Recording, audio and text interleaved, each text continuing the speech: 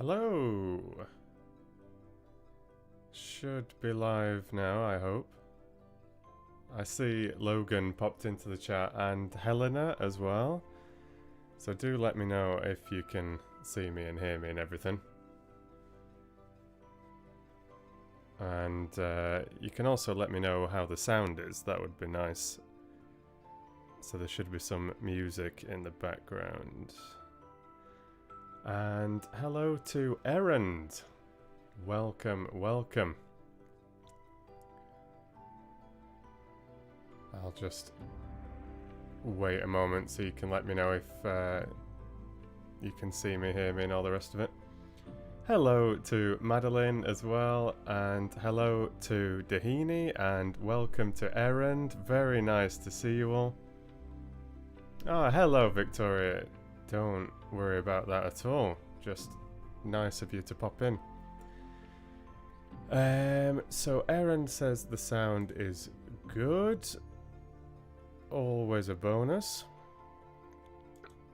And not just today, but anytime in the future, please do feel free to let me know about the audio. Like, there's no point me just talking to myself, or if I'm like playing music in the background like this and it's really dominant and you can't hear me talking or something, or you think I'm too quiet, too loud, whatever, please do let me know. We do have the chat up on the screen as well, I see. It's a little bit small. I thought it was going to be larger than that. I was playing around with some settings the other day. I'll just ramp it up a little bit. Like, it's fine if you're on desktop, but if you're on a mobile, it might be a little bit small. I'll see how that looks. Oh, and hello to Kim. Very nice to see you. Yeah, I'm live, Teresa. I'm live. Yeah, hi Adam. Hi. Thanks for the feedback. Yeah, threw up some lights. I've been wanting to do that for ages and I've just not done it, but there you go. Got some lights. They're from Mama Fox, actually. I just saw Jan Garnett, that's Mama Fox, like my mom, popping in to the stream, and she sent me these lights and some other lights a really long time ago, actually, and I've never really found a home for them. So there we go. 3 AM over in Australia, but Kim still making the time to say hello. Much appreciate it. Oh, you said you feel like you're at a spa. Dahini agrees with you. Oh yeah, I don't think you missed much, Logan. I was just getting things set up. More glitter. Yeah, I do have another set of lights, so, you know, could go crazy and put another one up behind me or something, but, you know, one step at a time. And Mama Fox just saying hello. I'm just going to change this piece. I don't know, I mean, it's a nice piece, but it's a bit more distracting with the vocals here from Jennifer Holmes. But this particular piece that's playing now is by Johannes Bornluth, who I think is a really wonderful composer, musician, Swedish guy. I think he's from Uppsala, actually, which is extremely close to where I live. But Johannes Bornluth, he's the composer of this piece.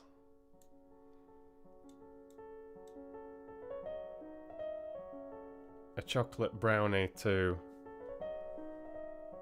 whoever tells me where they might have heard this before.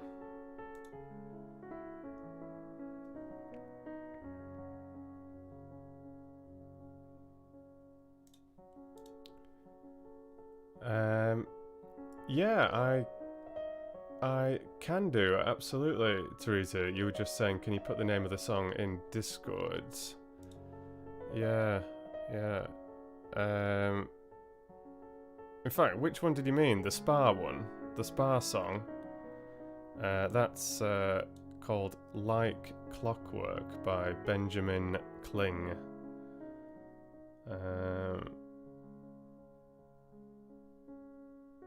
There is a share function here. I'm not sure how that works with Discord. Let's have a look. Yeah, there you go. I've dropped it on Discord, Teresa. The Spa piece, the one before the vocals. So yeah, it's a link to Epidemic Sound that I've used for quite a long time, for music and sound effects as well. It's a really good service. Yeah, so Mama Fox wins. Oh no, Helena got there first. Oh, Madeline said my favourite piece, and Helena said Sherlock. Yeah, exactly. So this piece, I'll just turn it. Oh, it's nearly finished actually.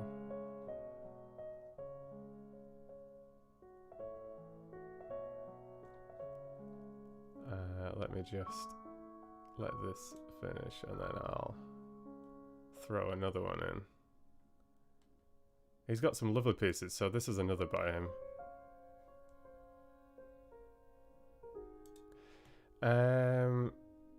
Yeah, so that last piece I've been using for my new Sherlock Holmes reading, A Study in Scarlet. I think it's really lovely, and I've got a piece lined up potentially for another Sherlock story with some solo strings in as well, some violin, which this one that's playing now is a contender, by the way, and then there's another as well that I'm considering. I'm just catching up with the chat.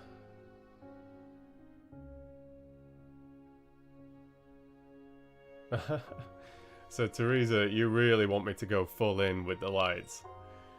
Yeah, I'll think about it. Not sure about the changing colours. Maybe, maybe not. Might be a little bit distracting. I like this sort of like warm, but quite minimal feel.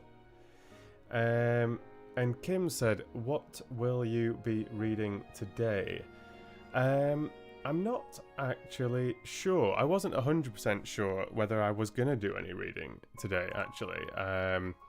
So I mainly wanted to have just a little catch-up, just say hello. I've not shared any content for quite a few days, which is unlike me. Like, you know, I normally want to have one video a week as a minimum, generally. So maybe a couple of chapters of a story, or just a single chapter if it's a lengthier thing or a more complex thing. But at least one video a week is my sort of status quo. But yeah, I've just been giving myself a little bit of space. I shared a post on my YouTube community just a few days ago, sort of checking in, and I was just asking how you were doing. Like, even if I'm not live streaming or sharing videos, I do think about you, those of you that watch my content, subscribe to me, follow me on Patreon, whatever. I do think about you, like, literally every day. I'm sort of considering what what content am I going to make this week, wondering how people are doing, especially those of you that I've talked to a lot, of course, you know, whether on Discord or Patreon or in live streams or whatever. Yeah, my idea when I started studying Scarlet, one of the Sherlock Holmes stories, a few weeks ago, back at the start of January, and I got stuck into A Little Princess again. My idea was to work on those two pretty intensely, try and make sure that I'd got a new video with a chapter or two of A Little Princess out every week, every Sunday, and then a new chapter of A Study in Scarlet with the sound effects and soundscape, ambience, ambient sounds, however you want to look at it. Probably more like every 10 days, every couple of weeks, because that is quite a process, and I really want to do the best I can with those Sherlock Holmes chapters, with this whole dramatic audiobook concept, which I'm very new to. I've like dabbled with a couple of things before, but this was the first like longer project where I was experimenting with sound effects and everything. So that was not something I wanted to rush, but equally it was something I wanted to be very regular with. And there was just sort of other things on the back burner, so to speak, whether that is To Marry a Prince.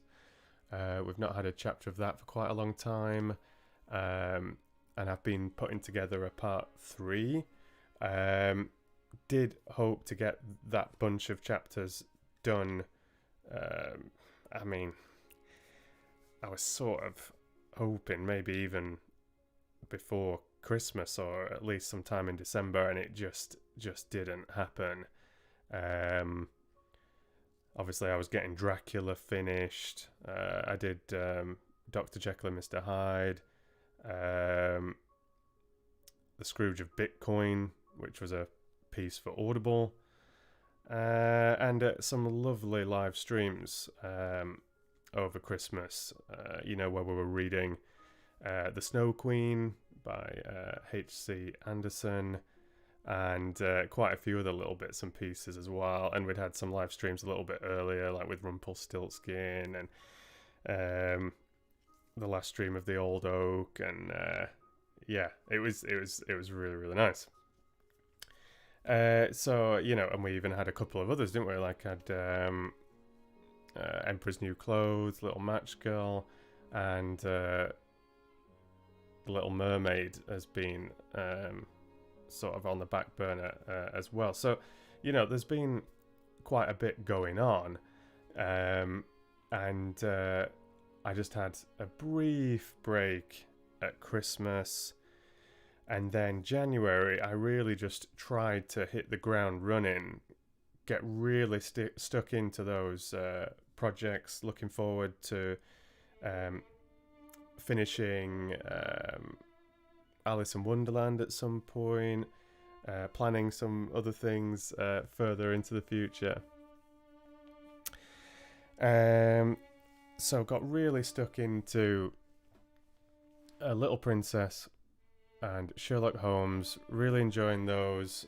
Personally, I've been very, very pleased with the presentation of A Little Princess, with the video and everything. Generally I don't use video in the classic sense, like actual moving recorded video. Like with my content primarily being audiobooks, I've just felt that a background sort of does the job. But I do like to experiment with different things, and when we've had live streams, obviously I'm here moving about, showing you the pictures and things. And I have dabbled with showing text on screen and stuff like that. But it's it's a big task, because like making the little princess chapters, there's more than meets the eye with that. There's quite a lot of work that goes into those. It looks like it takes me about an hour probably to make those videos, but it's quite a process. So yeah, I've been pleased with how they've been coming out though, and quite a lot of you seem to have been enjoying that, which is fantastic. We had a tough chapter 7, but some really, really kind comments regarding my narration. So thank you very much, those of you that have been listening to A Little Princess, and sharing your feelings as we've been going along. Yeah, it was a tough chapter 7, which is part 5, because there's been a couple of parts with a couple of chapters rather than just one. But I was really feeling that chapter. I really enjoyed it. It was a lengthy one for A Little Princess. It was quite a tricky one. But I really enjoyed it. And you know, with A Little Princess, my focus is on presentation and atmosphere, rather than the voice acting aspect necessarily, and fine tuning some sort of polish or whatever. But you know, I still want the characters to be relatable and vivid and things, but I'm not approaching it the same as I am with Sherlock Holmes, or how I was doing with those last chapters of The Lord of the Rings, for example, or Dracula even. But happy with A Little Princess. And then Sherlock Holmes, that's like sort of my long-term baby at the moment. I was surprised with how much I enjoyed that first chapter of A Study in Scarlet. So, you know, those of you that have been following me quite a long time, you'll know that I have read a couple of Sherlock Holmes stories live a very long time ago. One of them is available as a regular video on this channel. Speckled Band, The Adventure of the Speckled Band. But I'd never read A Study in Scarlet. I'd just dipped into different adventures. You know, they're called The Adventures of Sherlock Holmes, here and there. And yeah, as I've talked about a little bit before, I thought, hey, let's just start from the start. Even though it's going to be a bigger mission, because that first book is a lot longer than some of these shorter stories later on. Read that first chapter to myself, and I was just like, this is brilliant. This is absolutely fantastic writing. I can get stuck into this.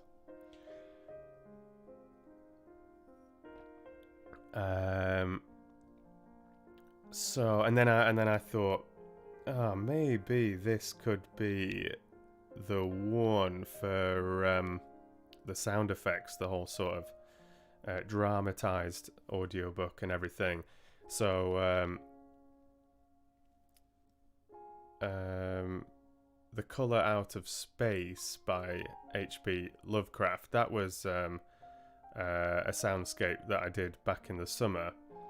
But the soundscape was actually separate to the story, which was really fun in itself, and different and sort of unique in itself. But with A Study in Scarlet, I really wanted to have a go at actually dramatizing, making this sort of theatrical audiobook, as some people call it. So of course all the voice acting's there, the atmosphere's there, the polish is there, and then we've got sort of ambient sounds, soundscapes that create the sense of a certain environment, and some sort of dynamic sound effects that come from different sides of the headphones, if you're hopefully wearing headphones, and maybe even a like cross panning, so you get a sense of movement around you here and there, and I've tried not to overdo it, go too wild with it. This is the piece again. Let's just throw a random one on here. So yeah, I've tried to be quite subtle with the sound effects, but if you listen with headphones, preferably some, the best you can lay your hands on, there's quite a lot going on. It's been really fun to make those Sherlock Holmes chapters. So, but it's a big project and it's going to take some time. And where I'm going with all this is that thank you so much, Gaming Tim, for the £1 in the super chat. Thank you very much, man. Thank you. Cheers, Tim. Yeah, so where I was going with all this is basically not really down to my YouTube channel and the content that I make for YouTube, which is also available through Patreon, and there's extra content available on Patreon, by the way. But yeah, the issue hasn't been my YouTube channel as such at all. The issue has just been that I've been tired, basically. I've been feeling quite worn out. And I've felt sort of tired and worn out a lot of my life. I mean, I'm only 32, but those feelings are not alien at all, So I was saying in that community post a few days ago, I'm talking about a sense of being sort of overwhelmed by things long before the pandemic hitting and everything. And you just go through different times in your life where you feel more or less in control of those feelings. I often just try and cope with them, really. You just get on, try and focus in on something, apply the energy that you have to the best of your ability.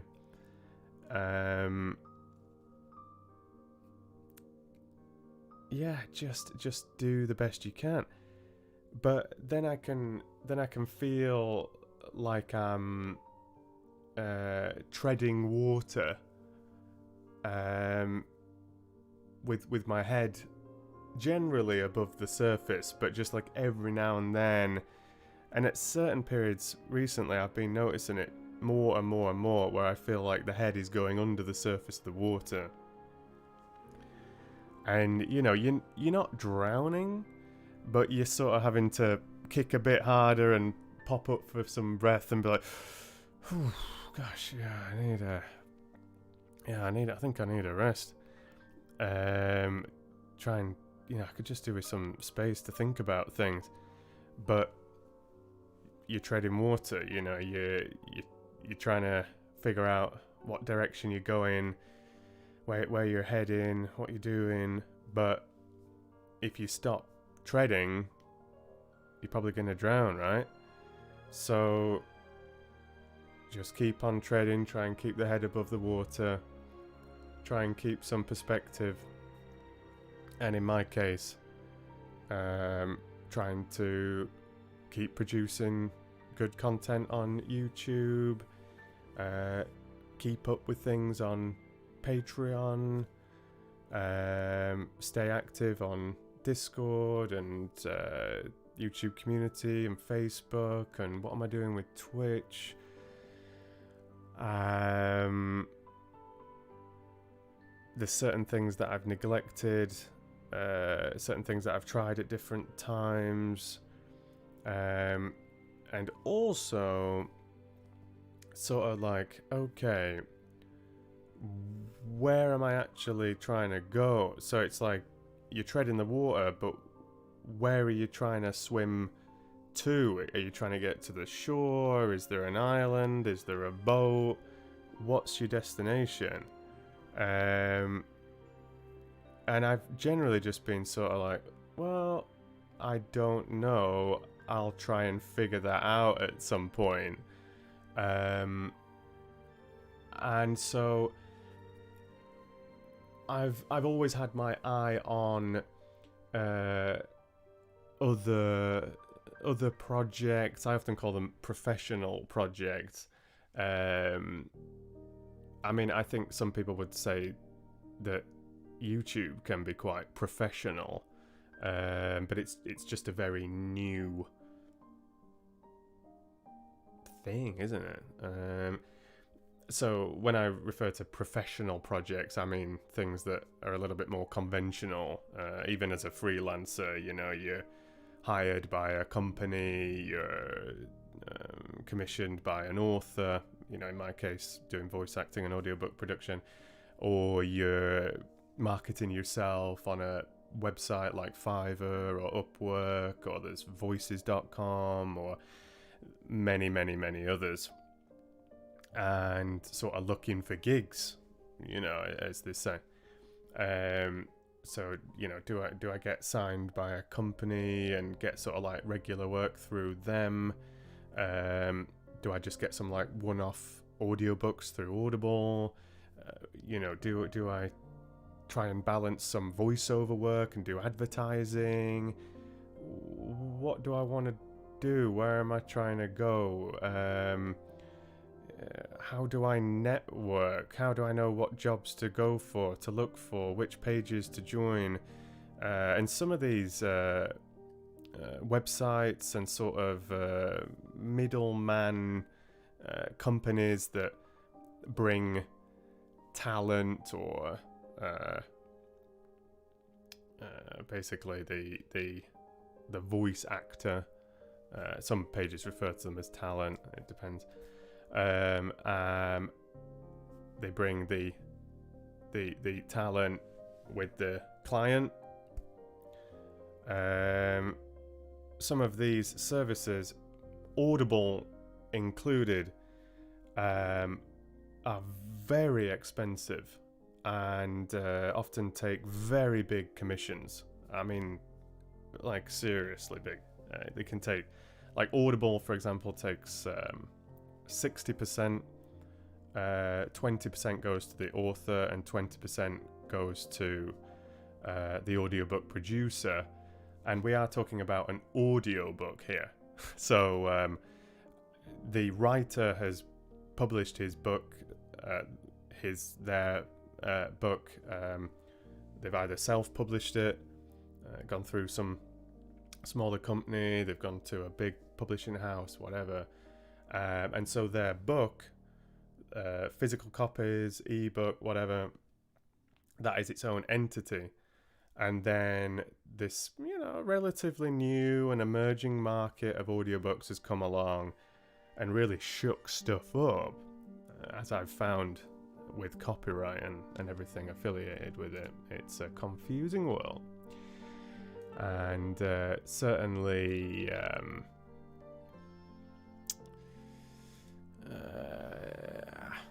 having some internal conflicts, I think, with sort of what direction do we go in here? How do we embrace digital things? Where's there money to be made? Where's there money to be lost? What's going on? So audiobooks come along, separate entity, and writers think, okay, do I make the audiobook myself? Do I hire a narrator? Do I go to a company who will find me a narrator, or will at least provide me with the platform? And there you go. You know, Audible is a powerhouse through Amazon. And of course, for myself, you know, as completely like fresh on the scene about 3 years ago, Audible is an obvious choice. Like if you if you slap a couple of things into Google or whatever, Audible's ACX, their audiobook creation exchange, is going to be top of the list. But it's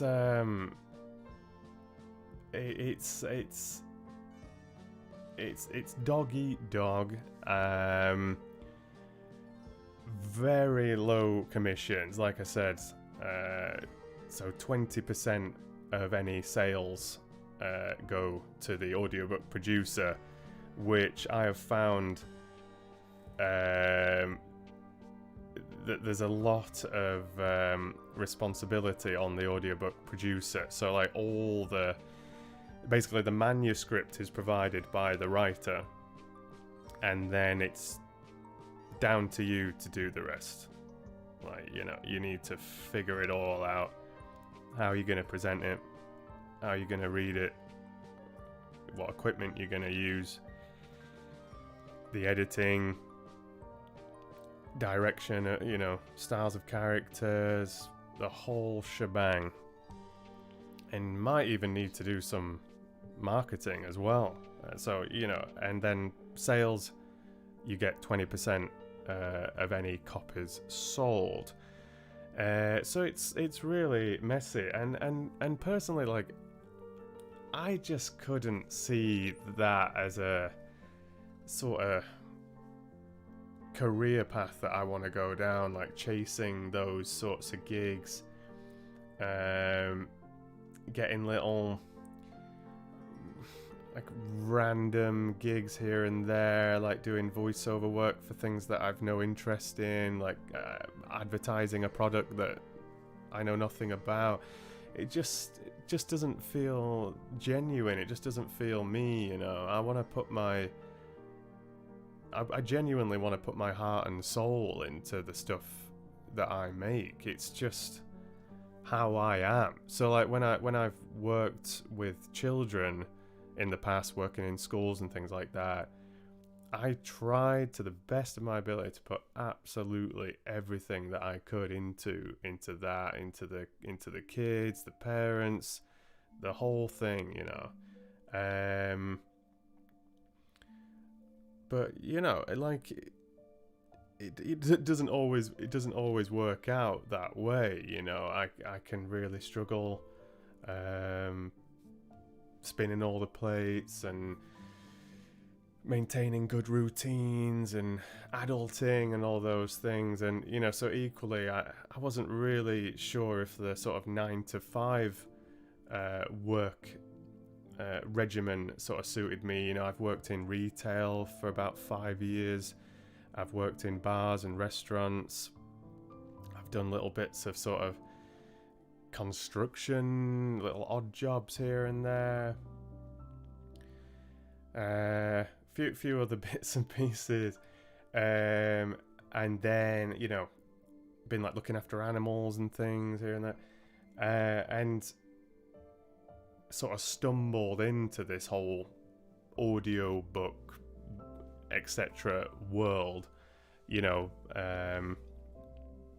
sort of 2017 really. But yeah, where you go with it all, no idea. And I've had these little moments with Harry Potter and the Lord of the Rings, primarily the Hobbit, Lion, the Witch and the Wardrobe, and then quite amazingly like Secret Garden, Dracula, where I've really sort of thought, like, goodness me, like, could I make a career of this? Sort of. I was saying this recently. I've never really seen myself, and still, I don't really. It's weird. I don't know. It's like I don't really see myself as a YouTuber. But like, there's been glimpses, like when when I was naively recording Harry Potter, you know, those sort of like 3 years ago or so. And the views were blowing up on that old channel that doesn't exist anymore, sadly. But on that old channel, the subscribers were blowing up and the views were blowing up. Like, and all these like wonderful, like mind-blowing comments coming in from people all around the world. And I was like, whoa, okay, well, I'm doing something right here. Like, I don't know what I'm doing, but I'm doing something right. Let's put more time into this. Like, this feels special, you know. And as I've mentioned in the past, I've got a lot of interests. Many subjects at school really interested me. I've been to university, considered master's degrees. I've done some football coaching. I've got a lot of interests. I'm very interested in animals, the environment, many things. Literature, of course, world affairs, politics, all sorts of stuff. So it wasn't that voice acting or audiobook production was like something that I felt was like my chosen path or anything. But I've had some very, very, very, very, very, very difficult times in my life. And I really mean that with all seriousness. Like, I've never gone into serious details with you on YouTube. Yeah, I've had like little private conversations here and there, mentioned little things here and there, but never gone into specifics. But yeah, I've had some really, really tough times. So, you know, there's despite my successes here and there in the past, whether it's at school, you know, whatever, there's been times where I've really hit rock bottom without being homeless, which I have been very close to, and again, I'm like really serious there. You know, so I'm very fortunate to have been born in England, and you know, there's all sorts of privileges that I could list, but you know, due to all sorts of different circumstances, times have been tough, to say the very least, in my past. So, you know, I've always been someone who's very grateful for the little things, and I really mean that as well, like learning to be very frugal, and really just, yeah, appreciating the world that you've got around me, like how flipping amazing. Yeah, it's just like it starts to get cheesy if I start like listing certain things that I find amazing, because it's like real sort of basic stuff, you know. And I never want to lose that appreciation for really normal things, with like things that we take for granted, easily can take for granted. I don't want to take for granted. So when I sort of stumbled into audiobooks and all this, and you know, I've talked about the origin stories quite a lot in the past on live streams and here and there, but when I've sort of seen some success here and there, it is really remarkable, and so I've wanted to pursue this with gusto, and with all the sort of love and energy and passion and sort of realness that I can. You know, it might sound ridiculous to some of you. It's sort of like, mate, you're just reading books, calm down. But I'm just trying to give you some sort of semblance that it is a lot more than that to me. And I mean, stories are awesome anyway. And when you're reading wonderful books by fantastically talented authors from all different sorts of times, I mean, it is a pretty cool thing. And if people are actually enjoying your presentation, and so many of you have been supporting me financially as well as sort of emotionally. I mean, it's incredible, sort of crowdfunding and advertising revenue. When I've been lucky enough to be able to have it on YouTube, it's often not been the case, but that's been quite consistent for a while. Not in terms of the actual revenue produced by YouTube. That crashed after the Lord of the Rings had to be taken down. It was sort of like but I've not had any issues with actually being monetized on my channel for a little while now, which is great because that's been on and off and often off in the past. But the sort of certainty of my channel has certainly improved. The support on Patreon has been amazing and very consistent. It's had its peaks and troughs, but has been very consistent. And little sort of donations through PayPal and all sorts of stuff, and people sending little bits and pieces here on a YouTube live stream or on a Twitch stream or whatever, and that stuff is amazing, and it's not the financial aspect that that's amazing. It's the fact that people out there that I don't know, that have no ulterior motive, no connection, no vested interest in me, are actually choosing to write those messages, watch my things, listen to my stuff, and even share their precious money and resources and time and everything with me is it is really, really special. But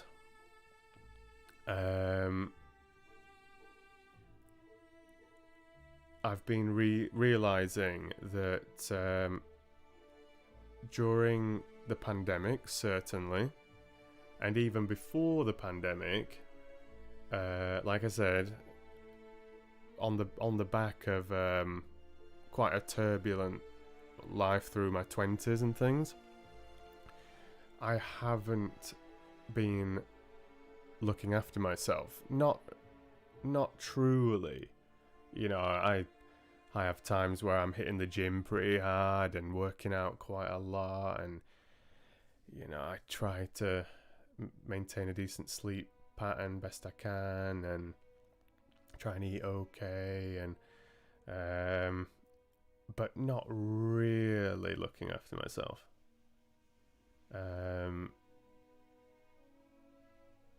Not really giving myself actual like quality space and time, and like I said, this is not just down to like maintaining this YouTube channel and making content and everything. Like, this is one of the best things that I've ever come across. Really is. Like, it's been a genuine positive life changer. Like, so as I've mentioned in the past, when I was reading The Hobbit back in 2016, this was just after one of 2 or 3 big low points things had been really not good. So me reading The Hobbit and for some reason recording myself on my phone reading The Hobbit, this was a revelation, and it turned out to be an absolute life changer, if not a lifesaver in some regards. And I mean that again with all seriousness. So you lot listening to this and following me and all that, you're not the problem. Not at all. It's just me sort of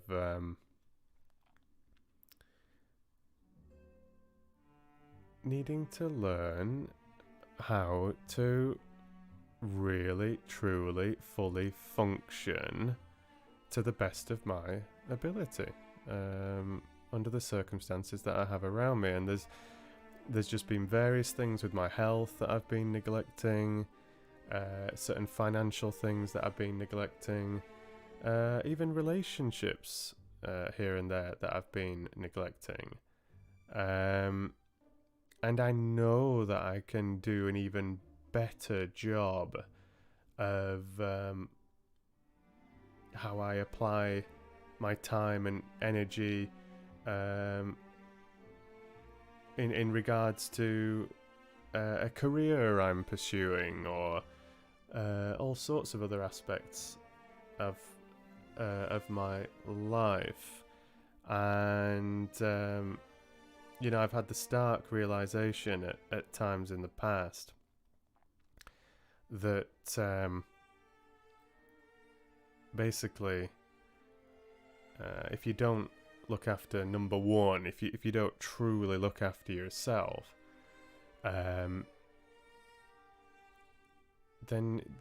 you're not going to be great for other people around you as well. Like whether it's your colleagues, your partner, your friends, your family, whatever. The strangers on the street that you bump into or whatever. So I'm sort of trying to relearn certain things that I feel I've really touched on in the past at times. And I've certainly been learning some positive ways of working over the last 3 years or so as well. But I'm just trying to put all of those things together in the same place at the same time, which is challenging, of course, and it's easier to say than it is to do. But I'm feeling really good. It might not sound like it when I've been chatting away at you about various, less than positive things, perhaps it might seem. I don't know. But I'm actually in a really good place. I'm feeling really good. For those of you that are interested, I'm not. I'm really not trying to boost my ego or something here. I'm just being honest to you because you're following me and you listen to my stuff and all the rest of it. So, I really respect that. So, clear communication is key with many aspects of life, if not all aspects of life. So, I'm actually feeling really good. So I've for the last week, I've just been putting myself first, retreating from things a little bit, just listening to some good podcasts, just watching some quite constructive stuff, reading, just educating myself a little bits and pieces, taking speedy walks places and just, trying to get outside, just being constructive, just like trying to tidy myself up a little bit, making some important phone calls, getting stuff done, and I've been planning things to do with YouTube and my content as well. I've been doing things behind the curtains, saying hello on Discord, which I do anyway, and other stuff, but sort of retreating into myself, going into the shell to come out a little ladybird or something, like go into the little pupa to pop out a butterfly rather than like a burnt out little matchstick. And from those people around me, I've been told that that I'm doing really good, that they're proud of me, that I'm sort of a nicer person to be around, and I'm literally just talking about like the last like 7-10 days or something, 2 weeks maybe. Like I've just been really looking inside myself, not literally, getting some introspection, trying to like step outside a bit as well, and just be like, alright, yeah, like what is the point of all this? Where do you want to go? What do you want to do? You're gonna fall to pieces if you don't sort your shit out, Stephen. Because when you're young, I'm 32, so obviously still relatively young. And when you're younger than that, it is easy just to sort of be like, it'll be alright. It'll work itself out. And you're stronger, you're more resilient to some things. I mean, you're weaker too, like relatively, and you're inexperienced and naive and all the rest of it. But you can like get away with some stuff. But as you do get older, certain maybe responsibilities change around you as well. Yeah. I don't want to just tread water. I don't want to just, get by, a little bit stressed all the time, like a little bit tired all the time. But I'm okay. I'm fine, and I'm really pleased with that chapter of the Lord of the Rings that I made, and people really like it, and that's great. And I got a couple of new patrons on Patreon, and that's really lovely. And there was some really nice comments, and I'd love to do a live stream on so and so, and but I need to look into professional stuff, and I got a professional audiobook that went okay, and gosh, I don't know what I'm doing with this thing, and and that thing, and I'm not thinking about that thing, and I'll do that thing tomorrow, and I didn't sleep too well. No, I didn't eat too well yesterday. No, and I got into an argument with so and so. It was silly, and I've not spoken to them for months. And I said I was going to do that thing, and I didn't do it. And I messed that thing up, and I'm not happy about that, and I'm grumpy about this, frustrated about this thing, and I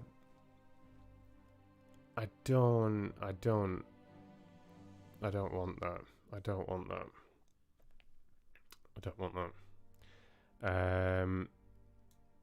And so that doesn't mean, I don't think that means running off to Tibet and moving in with some Dalai Lama esque monk or something, or like making some like really dramatic changes and shaving my head into a mohawk, or getting a motorbike and going up and living with the Sami, or equally like, for me, sort of like, oh, okay, I can't do this audiobook thing. I'm gonna look for jobs in schools again, or like I could just like look for sort of a more steady job, or what, I've been considering going back to university, like I said, getting a master's degree or something, some further education, all sorts of things on my mind. But I don't think I need to make any like really dramatic changes. It's just little bits here and there, every day at a time, one step at a time.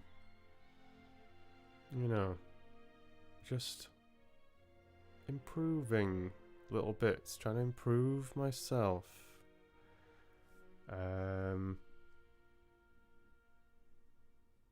It's nothing outrageous, but I needed to step back to be able to jump over the hurdle. I needed to get some distance from myself. I needed to, like I said, get a bit introspective, like look at myself on the inside and just try and puzzle some stuff out. And I'm feeling a lot better for it. A lot better. So we'll see how it goes. So yeah, I'm in a good place. I feel quite excited. I'm staying quite chill here, and I'm just wanting to like calmly talk things through to those of you that are listening and things. But I'm in a good place. But equally, I want to say, look, I'm sorry I've not been as active over the last couple of weeks. No new Sherlock Holmes chapters, no new A Little Princess, not been having any live streams yet this year. We've had a couple of really fun Zoom calls with some channel members and patrons of mine. That one at the end of January blew my mind, actually. It was like a really cool experience. I was very nervous, and it was quite alien, and I think I talked too much, and but I really enjoyed it. And then we had one at the end of February. We actually ended up doing some live reading as a group at the end. So there was 4 of us reading and 1 or 2 just listening. And I had a blast. It was really fun. Again, I think I talked a bit too much. I want to, with the Zoom thing, I want it to be more interactive. It's not just me and the camera and the microphone and you guys in the chat. We're all there, webcams if you want, microphone if you want, there's chat if you want, or you can just, be a little ghost in the background and just lurk in the shadows, whatever's good for you. But I want it to be as sort of interactive as possible. I don't want you to feel like you can't talk, or that it's like my show. And those Zoom calls for channel members and for patrons, I really, really, really want that to be as open as possible, just like you're having a Zoom hangout with some friends or whatever. I don't want to be of course it's like I'm hosting the call and we know each other through my channel and all the rest of it, and if we're doing some reading I've got responsibility and sort of thing to like guide things a little bit, sort of like be project leader or whatever. But I don't want to sort of steal the show sort of thing. So with the one at the end of January, one at the end of February, I think I was a little bit too dominant. I tried to rein it in a little bit on the last one at the end of February. But I'm looking forward to the Zoom call at the end of March. It would be an absolute pleasure if you were to join. So any patron, any channel member of mine, I share a link on Patreon, and I share a link for members only on the YouTube community that goes in your subscriptions feed. And you can just come and hang out on Zoom for a bit. And, just get to know each other a little bit, chat, read something together or whatever. Or I can just read if you don't want to. Yeah, whatever, like talk about the news, talk about the weather, what's going on in your life, how are you finding the pandemic or lockdown, or you don't want to talk about that, you want to talk about something else, whatever really. So I genuinely absolutely loved that 5-hour call that we had at the end of January, and those like 3 hours or whatever it was at the end of February. I thought it was an absolute pleasure. I so enjoyed meeting you, those of you that joined. It was absolutely brilliant. Really. So even though I felt like I was a bit too dominant in both of those occasions, I'm so used to this format, and I know maybe it's a funny dynamic to get used to, perhaps. And, if people are asking me questions, I can go on and, but just so you know that I am sort of aware of that dynamic, and I'm trying to improve all the time, So, I have been talking for quite a long time, and I'm just looking back at the chat now. Okay, so, hello, welcome back from myself. So, monologue over. But thank you for being here. At whichever point of that monologue you jumped in on. It might make more sense if you're interested in me, what I do, what I think about, future of this channel perhaps, and the content and various things. It might make more sense if you rewind the stream a little bit, so you can wait for the live stream to finish and go back to the start. It hasn't really been a ramble. These are things that I've been thinking about a lot, like not just over these last couple of weeks. These various things that I've been mentioning here, experiencing and things. Like, I'm harking back to things that I've given a lot of thought to. So, this is not just like a random ramble. There is a sort of thread that's been running through, and I've been thinking about sort of some of the stuff that I wanted to talk to you about and things. But it might make a little bit more sense if you either wait for the stream to finish and watch it back, and or you can even rewind it whilst it's live. But then, of course, you might find it a little bit harder to just keep up with things. And if everything was making sense, awesome. If some of that was interesting to you, fantastic. But yeah, thanks for your time. And I just saw that Adam Dawson had thrown £5 in through Super Chat as well, saying, "You are a talented narrator and voice actor. You could definitely make a career out of it. Get an agent and use your YouTube channel as your portfolio." Thank you very much, Adam. Very kind words and good advice.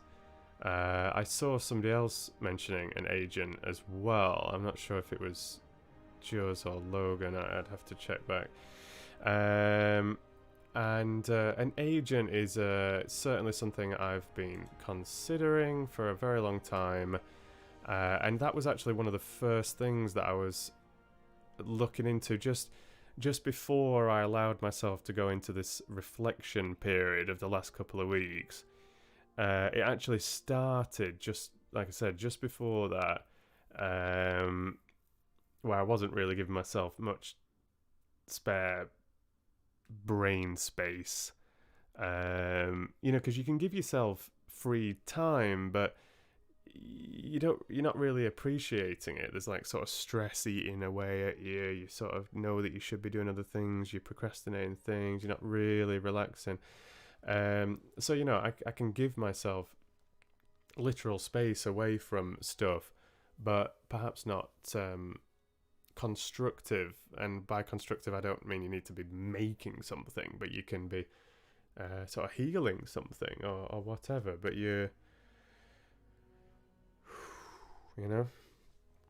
taking a breath. So yeah, before this sort of reflection period of these last couple of weeks, that was actually one of the things that I was looking into.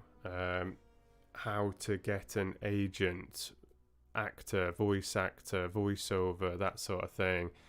And I was also looking at certain sort of professional websites that I've been mentioning. Things that I've looked at a couple of years ago, a couple of new things that I discovered. But yeah, agent was in the mix. So yeah, I need to look into that more. Some people, I was looking at various forums and stuff, and some people were really sort of suggesting that an agent wouldn't be interested in someone like me. But I don't know about that. I think some people make quite sweeping statements and generalizations, like, oh, agents only work with but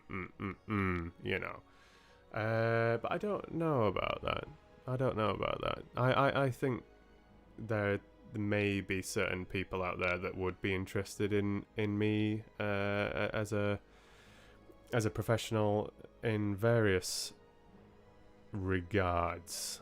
If I actually allow myself to believe in myself, and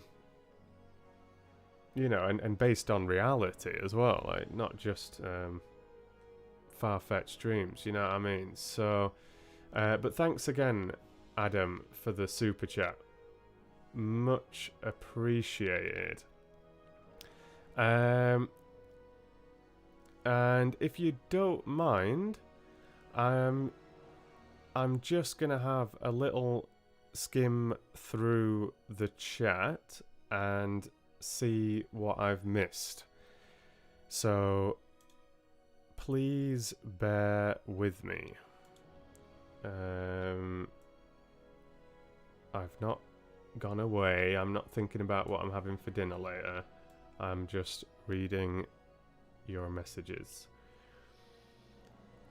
The last thing I really absorbed was the discussion of what that piece of music was, which was Nocturnal Waltz by Johannes Bornlerf, which I used and am using for a study in Scarlet. And Adam Dawson, super chatter, had said, apologies, I scrolled back down the chat and then had to find what you said. You said, really loved your reading of Animal Farm, mate. Very kind, Adam. Cheers. Really appreciate that. I was very pleased with that little Animal Farm production. I'd had a stressful winter,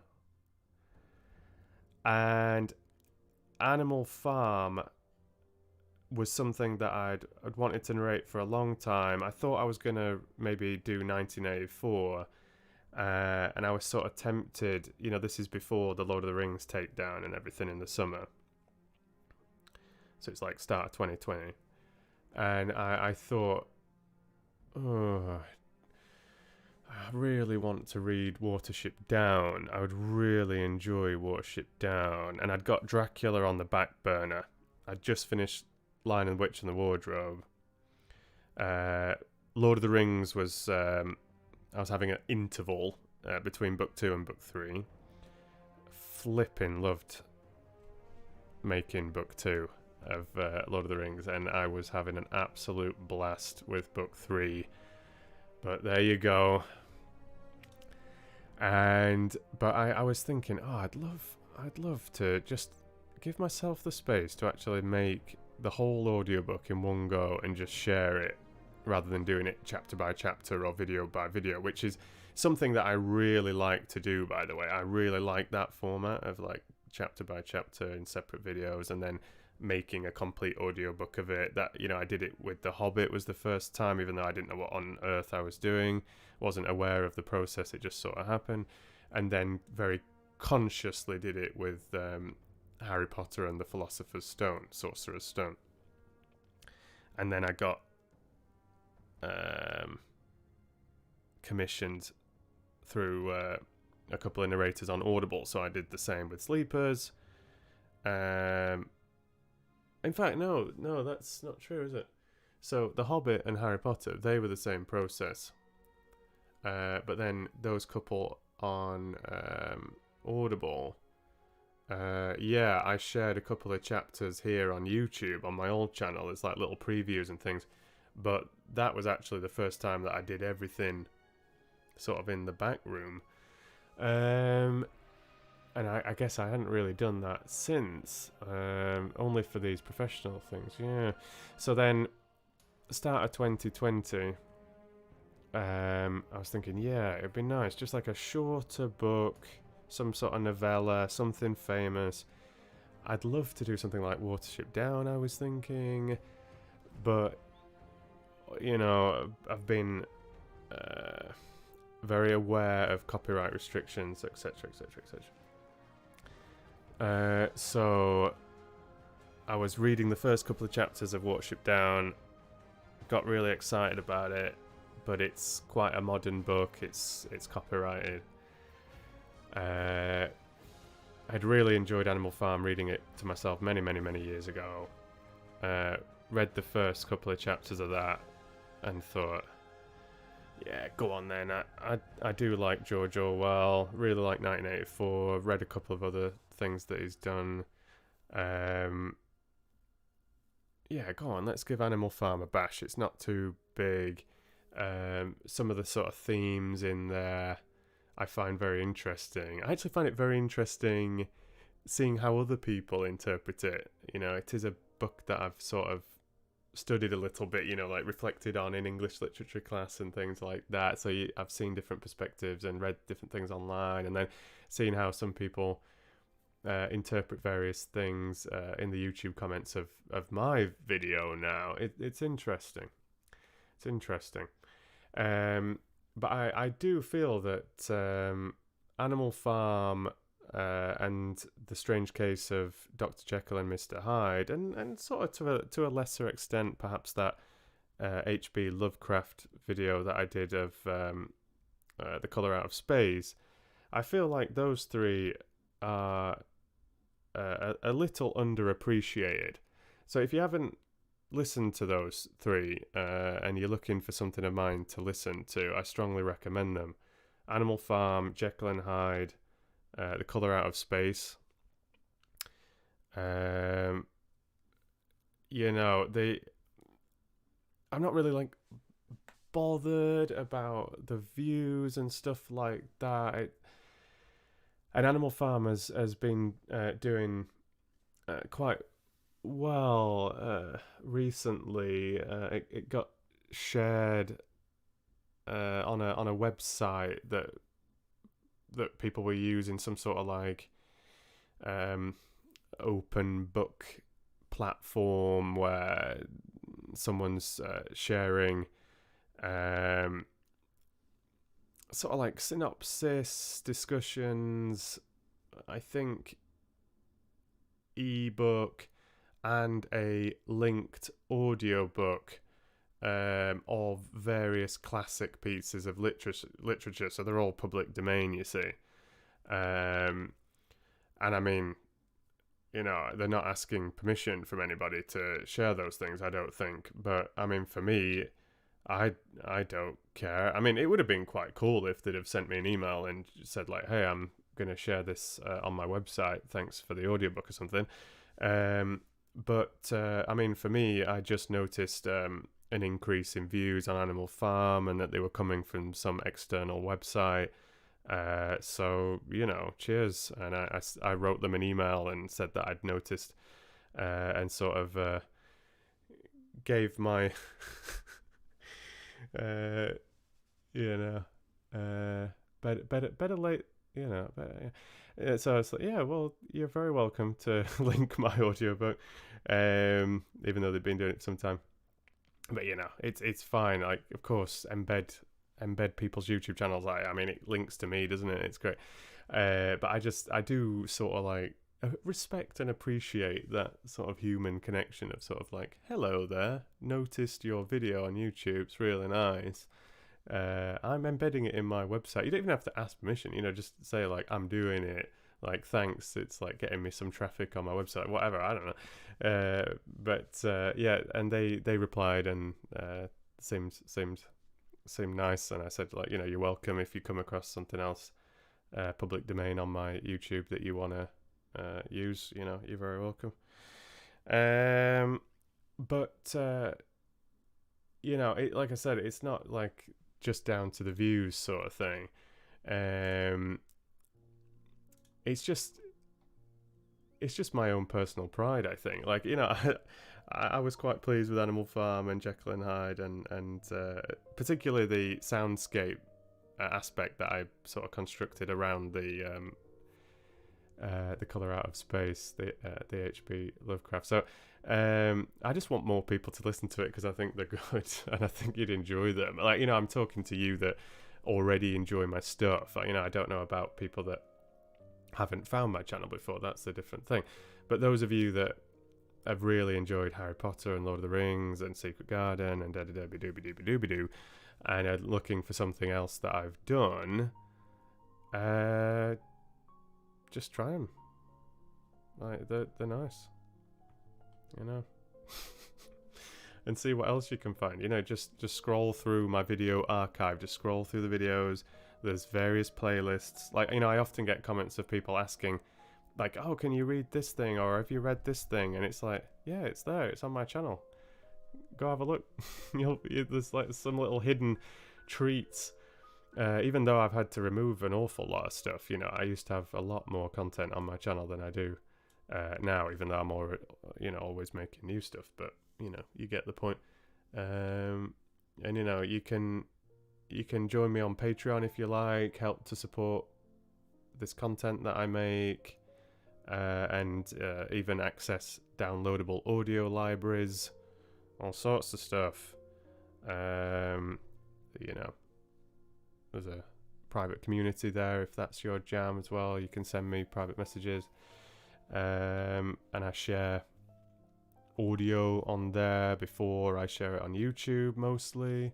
Don't do it with everything, it depends, but A Little Princess, Dracula, I've been doing it with Sherlock Holmes, did it with Lord of the Rings, did it with Harry Potter, did it with all sorts of stuff. You know, share it as an audio file, just as an MP3 on Patreon. Like sometimes just moments before I put it on YouTube, but for the last year or so, I've generally been putting it on maybe 24 hours or 48 hours before I actually premiere it or whatever on YouTube. So, you know, it's nice to have early access and you can comment there and, you know, just be a little bit of a part of it. And I've not run one for a while, but I do like to run little polls on there. Sometimes share, like I do on Discord, sometimes share samples of stuff that I'm working on, ask your opinion. You know, that you've actually been really helpful at times. Not always. I'm joking. No, but you've been really helpful at times, maybe helping me to choose a piece of music or like which sort of voice or something that you preferred. So, you know, I would absolutely love that to be a more regular thing, but I need your help as well. So if you're a patron of mine on Patreon, do say hello. Do leave a comment. I would super appreciate it. And I really, really, really appreciate those of you that do leave those comments or vote on things and stuff like that. Like, you don't have to. Of course you don't. Absolutely. Like, I'm really grateful that you're there supporting me. And I'm just happy that you're enjoying my content. And a lot of you like those Google Drive audio libraries and stuff like that. It's fantastic, don't get me wrong, but I would love Patreon to be. It has been a little bit more at times, but like I said, it takes two to tango, right? Like, I need you as well.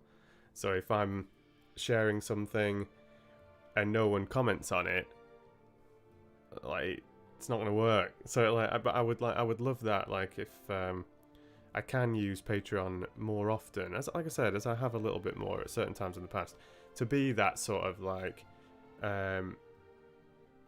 you're sort of behind the scenes, and you can sort of be a sort of test listener. You can sort of just like help me as a creator. You know what I mean? I don't have a team around me or anything. But you can sort of be a little bit part of that team. And I do it on Discord as well. I started channel memberships on YouTube not so long ago. I can try and do it a little bit more there as well. But Patreon's a really good platform, and it has some good features to make that easy. It's really easy to upload audio and do polls and all the rest of it. So it's nice. It's a nice platform for me to operate. Just going back to the chat, and I'm sorry, I'm absolutely miles behind on the chat, but gosh, this is a very jolly piece, isn't it? It's a very jolly piece of music in the background here.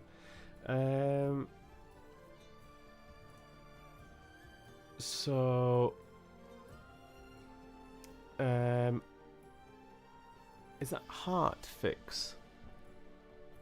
Oh, it looks like Heart Flicks. It said stay healthy. Thanks very much. You too.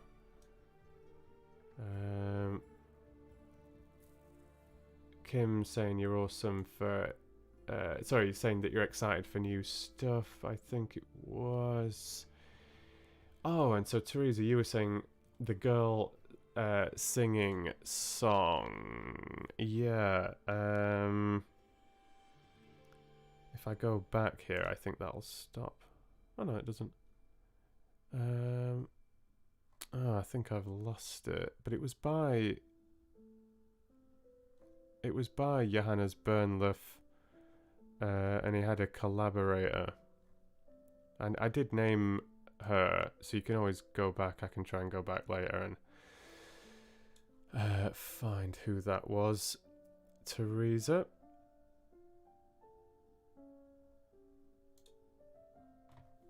Yeah. Sorry. Yeah.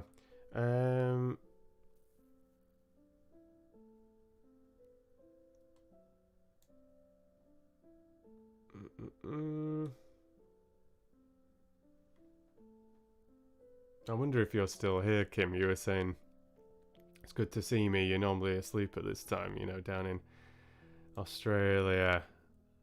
Guess you're sleeping now. Never know, though. On Royal Plan, hi to you. You were saying everyone stays safe. Yeah, absolutely. I agree with that. Oh, thank you, Kim. Very kind. Just saying, don't tire yourself out. I love your work. Thank you. Oh, and thank you, Heartflix, as well. Saying that I'm doing really well. Thank you very much. Teresa, you're eagerly awaiting some more Tamaria Prince. We've been talking about that in private a little bit.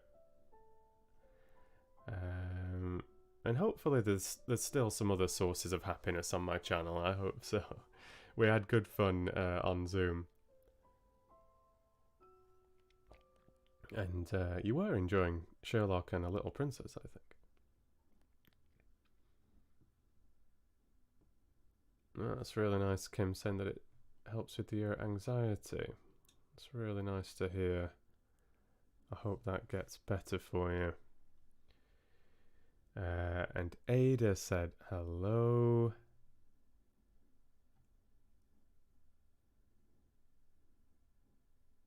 Oh, and Helena, yeah, you've been feeling the spring fatigue as well. I totally hear you there. The weather's been picking up a little bit in Sweden. It's been quite sunny after some rough weather for a long time.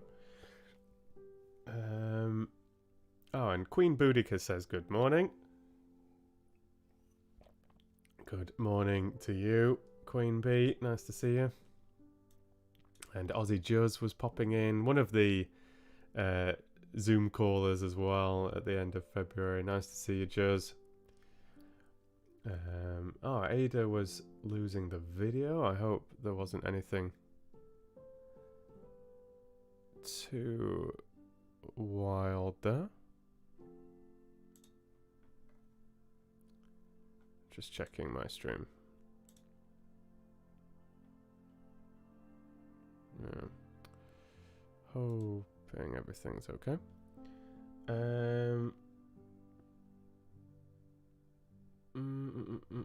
Oh, and Jan was asking about my Harry Potter audiobooks. I don't know if you're still here, Jan, but if you have any questions, please just send me an email on redfoxvoice@gmail.com. I have that email address in the video description, I think, and on my About section on my YouTube channel.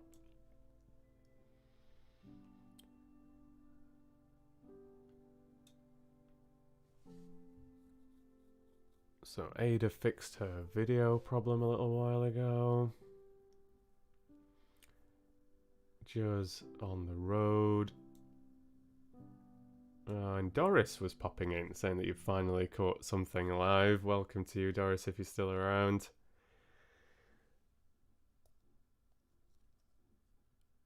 Oh gosh. Yeah, it sounds like you need some headphones, Queen Boudica. You can get some quite cheap. They can be such a lifesaver, honestly. Like, a nice pair of headphones, you know, especially like you're saying during this pandemic, if you're sort of stuck indoors a lot, or that, you know, you're having to co-inhabit with people, you know, you might love them, but if you're stuck indoors all the time, some noise cancelling headphones, I can make good recommendations if you're interested, or you can find them yourself. Can make such a difference. And even cheaper headphones for listening to I mean anything really, I think can be a very pleasant experience. Generally things are just a little crisper than, you know, especially if you're just playing it out of your phone or out of a laptop and things like that. The sound quality is generally not so good and probably won't be stereo. It just comes out like a but those extra badass speakers do sound nice though. That does sound pretty good. And Augusto says, are you on Twitch, bro? Yeah, I don't use Twitch so often. I have used it quite a bit at times, and then I just wanted to be consistent with where I was live streaming. So these Red Fox book clubs, I just wanted to keep it in one place as it turned out. So, yeah, I do stream on Twitch sometimes. Like been playing video games on there a little bit. So yeah, YouTube is my primary hub, but I can certainly see myself using Twitch a little bit more. We'll see how it goes.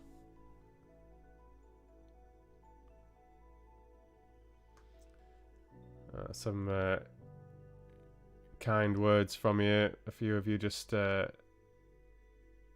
reflecting on my reflections.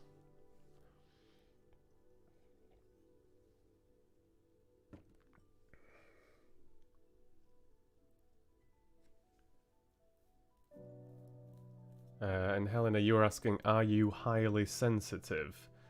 I mean, I'm not going to go into like diagnoses and stuff like that, but I'm quite tuned into my mental health. Let's say that, and you know, just trying to manage being a human being as best as I possibly can.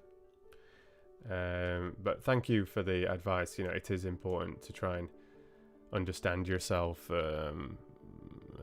as well as you can, really, and understand others as well as you can. Try and be patient and respectful. Queen Boudica was saying, I didn't know you had a Discord. I do indeed. I've had it for a few years now, and the link is in all of my video descriptions. So yeah, give it a click. Come and say hello on Discord if you'd like to have a chat. Yeah, as I've said, I do use it sort of like Patreon or Facebook. You know, I share little samples on there, have GIF conversations, and yeah, have a little mingle. I think it's a nice. I think we've got a nice vibe going on Discord. So yeah, and I use it to give announcements as well. Discord is the best way to make announcements that I've found. It works really well for me. So you can turn notifications off if you want, but I do like to use it as a sort of like, hello, I'm going to live stream today, or hello, there's a new video coming out, or whatever.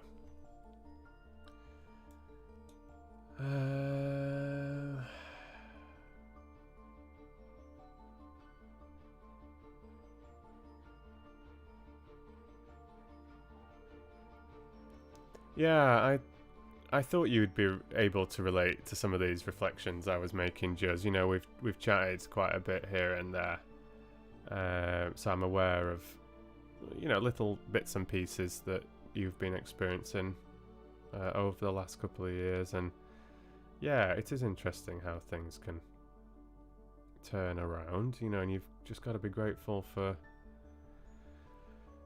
what you've got. And I think that's one of those things. I think like when you write down at the very, very, very, very, very bottom, which is not where I've been recently, like, thank goodness, but I've been pretty close at times in the past. You know, I think those moments, it's obvious stuff perhaps, but that's when you really appreciate literally just having breath in your lungs and stuff like that. Like, I know it sounds dramatic, but yeah, for serious, like, if you strip it all back and you're really in the shitter, then you sort of, I mean, you either don't make it through, and you know, that's terrible, or you sort of like, whew, God, I'm happy to be alive. And that doesn't mean everything's going to be plain sailing from there. Like, just having that realization, I mean, it could just be a battle forever, potentially, depending on what's going on. Yeah, I don't know. Life's quite spectacular, and not to be taken for granted. Obviously, it can be incredibly difficult, but it can be really wonderful too. Queen Boudica says, I'm watching the 60s version of Romeo and Juliet currently with Olivia Hussey. I could never watch another Juliet ever again. She is epic. Oh, very nice. I don't think I've seen that particular version, Queen Boudica.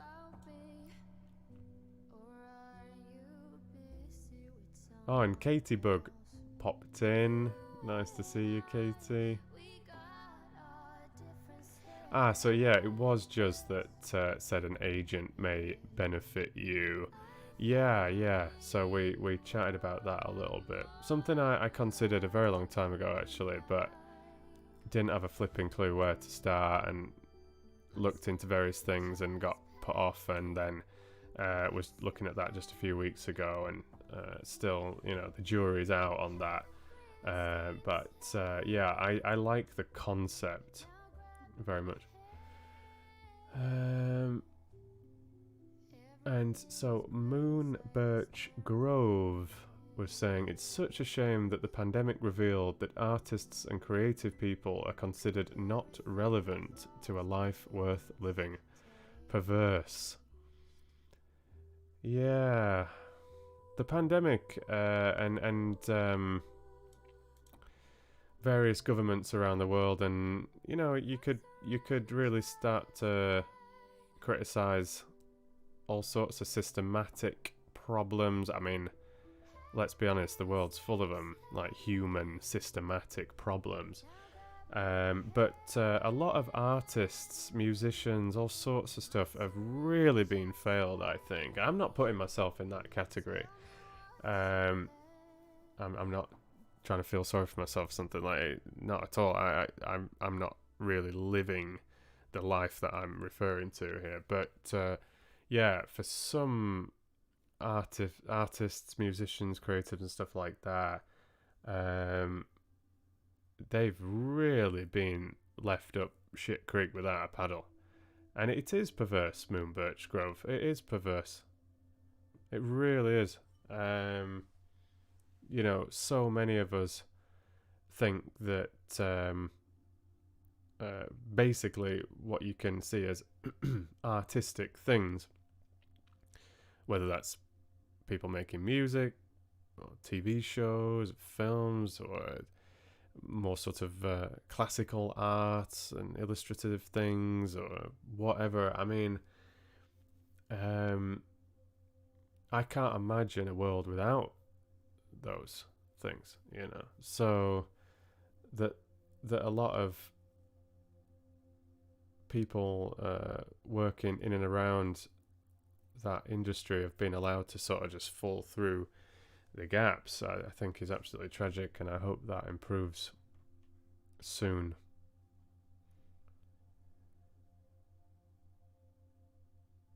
And James Parker was saying, I love the stuff that you read. Your voice is amazing. Thanks for doing that for us all. It's very kind of you, James. Thank you very much for saying so. Oh, that's interesting, Hope Wilson. I am a Cancer myself, actually, if you consider the Western Zodiac sign. I'm born July the 7th.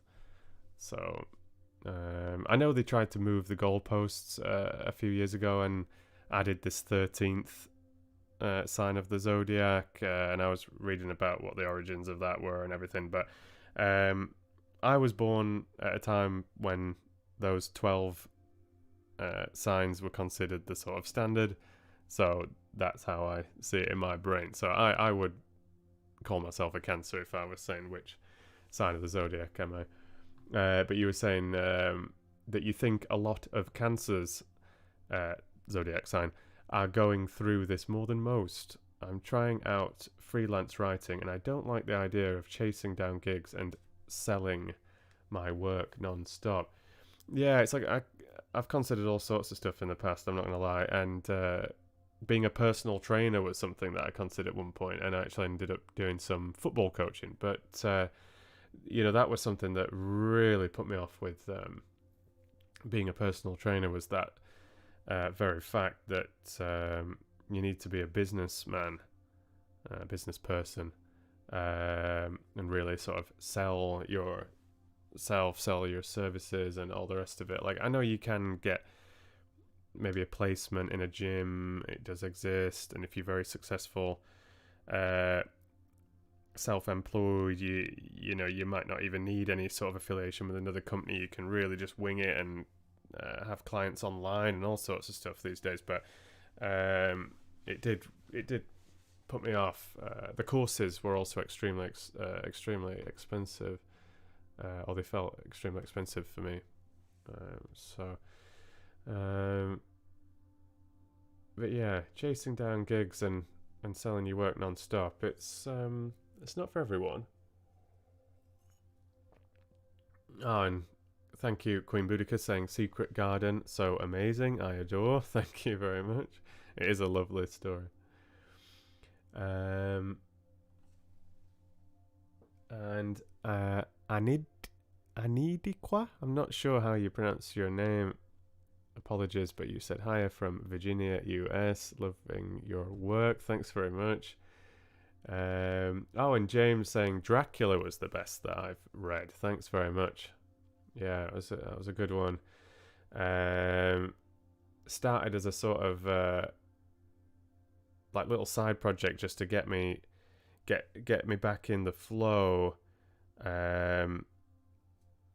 September 2019, after just a little uncharacteristic break, around the time of me meeting my now fiance. So I was also moving house. One of the many times I've moved house over the last few years. And so I knew I'd got Lord of the Rings book 2 to get stuck into. I wanted to get The Lion, the Witch and the Wardrobe finished. Various other things I was considering, and Dracula quite impulsively became sort of a little side project to get me warmed up, and ended up actually, when Lord of the Rings had to be taken down, Dracula became the primary focus for a little while, and I got really into it, really enjoyed it. And Jake's Great Adventures says, OMG, Stephen. Nice to see you, Jake. And thank you for the Secret Garden compliment as well. Anidikwa. I don't know how to pronounce that.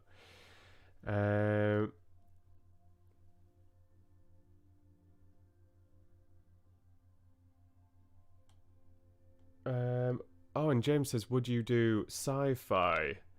You confused me there with the spelling. Yeah, absolutely.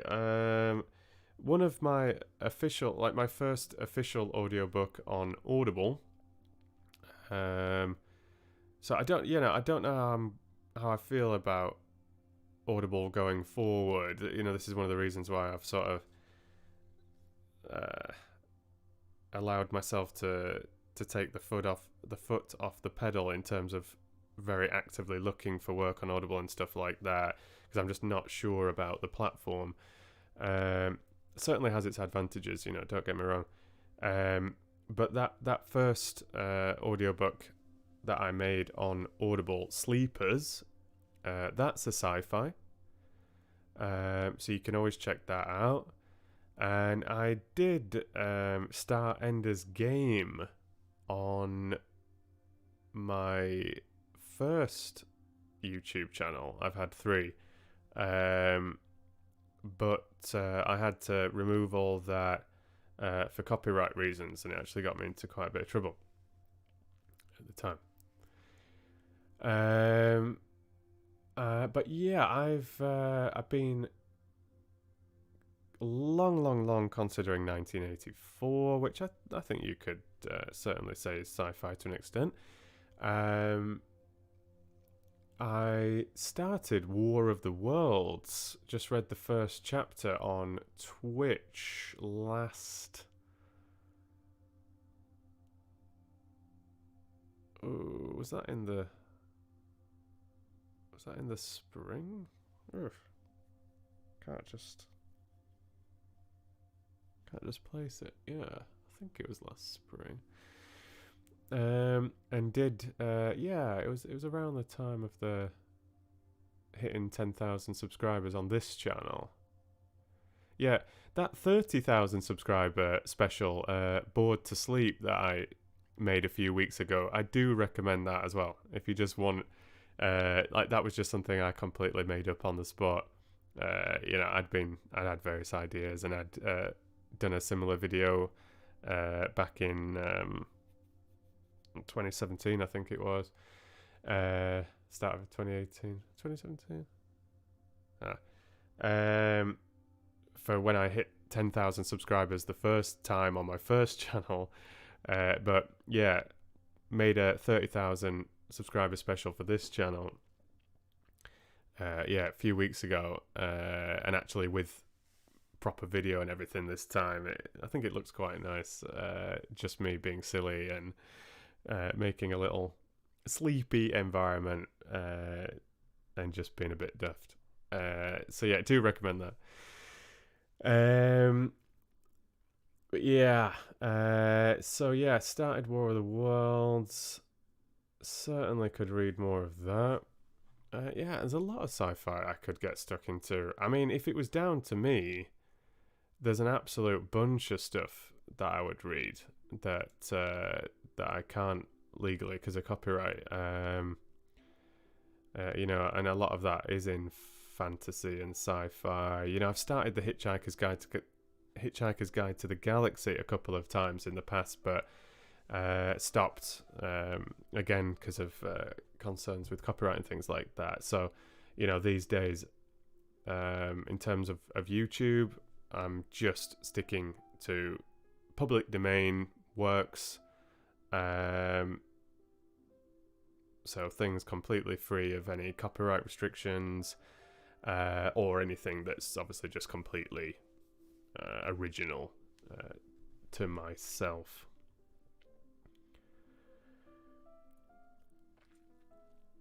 Oh yeah, no worries. Jake's Great Adventures, you were just saying, sorry if I'm not here often, I help my friends with their channels and stuff. Yeah, don't you worry. And I'm glad that you're still helping them out with that. It sounded good when you were mentioning it a little while ago. Good luck with that. And Tahini, a channel member of mine, was asking if I would do some Bronte. Yeah. You were saying I could break out the Yorkshire accent again for characters on the moors. Yeah, I've mentioned that a bunch of times actually, Tahini. Jane Eyre, Wuthering Heights, Charlotte Bronte, Emily Bronte. Spent a lot of time in West Yorkshire. I was born in West Yorkshire, sort of raised in South Yorkshire. So yeah, absolutely. At the end of chapter 6 of A Little Princess, I showed a few books that are from the same collection as A Little Princess. Heidi, Anne of Green Gables, and help me. Little Women. And I also showed my copy of Wuthering Heights as well. So yeah, definitely would read some Bronte. I was mentioning it just the other day to Papa Fox, actually, to my dad on the phone. Helena said, please do list them. I'm not sure what you were wanting me to list. This was a little while ago. Queen Boudica was also saying that you'd like some Bronte.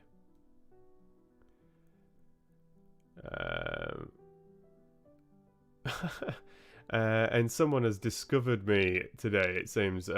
Frost Zorn said, I have no idea why this is in my recommendations, and I don't know this dude at all, but feel yourself French kissed, buddy. Well, cheers, Frost. I'm very flattered. Welcome. Oh, and Caitlin Quinn popped in. One of the Quinns. said evening. And you actually welcomed Frost as well, bless you. Saying that there's some lovely audiobook reading over here. And Frost says, nice, I love audiobooks. And he gave him... Oh, and Lambda Warrior said, oh, nice little Lambda sign, actually. Reminds me of Half-Life, the Half-Life games. Love the Dracula audiobook. Cheers. Thank you very much, Lambda Warrior. Appreciate it. And Doris says, great narrator. Listen every chance I get. Spend my lunchtime from work almost daily listening to Stephen. Thank you very much for sharing that, Doris. Really appreciate it. Yeah, and then Helena giving a little bit of advice regarding the internal negative self-talk. And then Adam said, working on the back of what you said about getting an agent and such, you said, alternatively, offer a service, independent writer, publishers that want to draw attention to their works by recording a chapter and promoting it on your channel. Yeah, it's quite a nice idea, that, actually, Adam. I have been approached by various people, sort of with that concept. Especially when I was recording Harry Potter back in the day, and I was getting a lot of attention at the time on YouTube. You know, the views were really quite like surprisingly high, like for such a new channel, and I didn't have a clue what I was doing. It was like so fresh and everything. And yeah, I did get quite a few emails of this sort of thing, but I never suggested it as a service. I don't think it even entered my head, to be honest, Adam. I don't think I ever actually considered sort of saying, oh yes, I can happily narrate the first chapter of your book, share it on your channel, but it will cost X amount to do it. I don't think it even entered my head. Like, I've offered what I call commissioned readings via Patreon. So if you join for a certain amount a month, and I've not been very successful with that. I found it surprisingly difficult to sort of manage that effectively. So I've had mixed results with that. And again, you know, it's like needing to be considerate of copyright, because when I first offered that, you know, I started Jurassic Park, I started Ender's Game, I started Tamara Prince,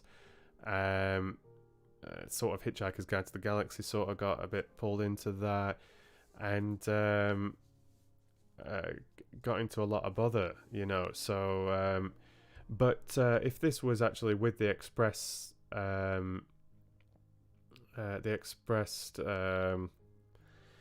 permission of the author, I mean, that's a different kettle of fish, isn't it? So, yeah, it's a nice idea, that, Adam. Thank you. Oh, and thank you, Helena. You were saying, so this is regarding my reflections earlier about life and what's the Douglas Adams book? Life, the Universe, and Everything. You were saying if you figure that out, you could help a lot of people by sharing some of what you learn.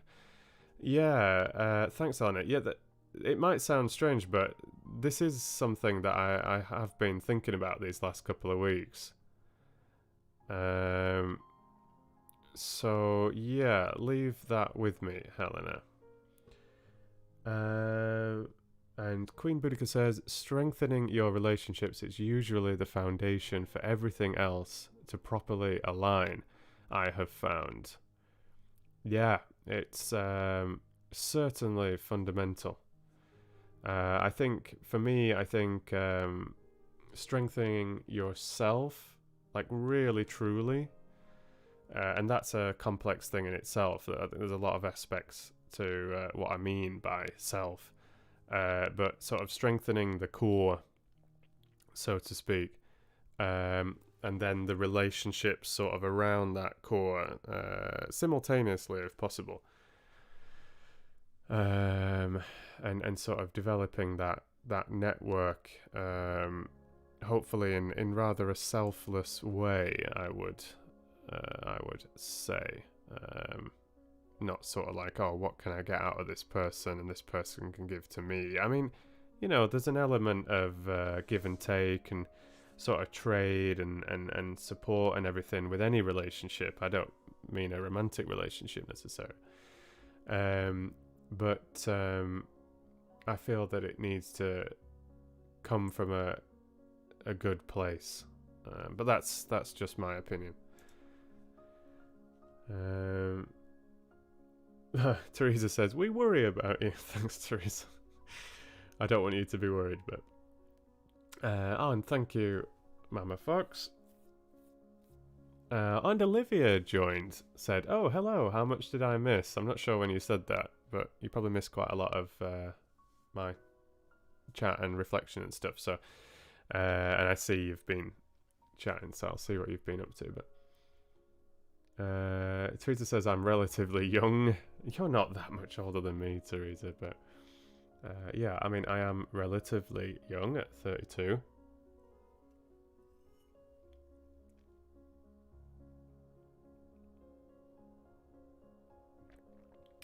Interesting little comment from Madeline Brower saying, Tolkien was a devout Christian. I think his writings exude his faith. Perhaps that is why reading his books provide a level of healing.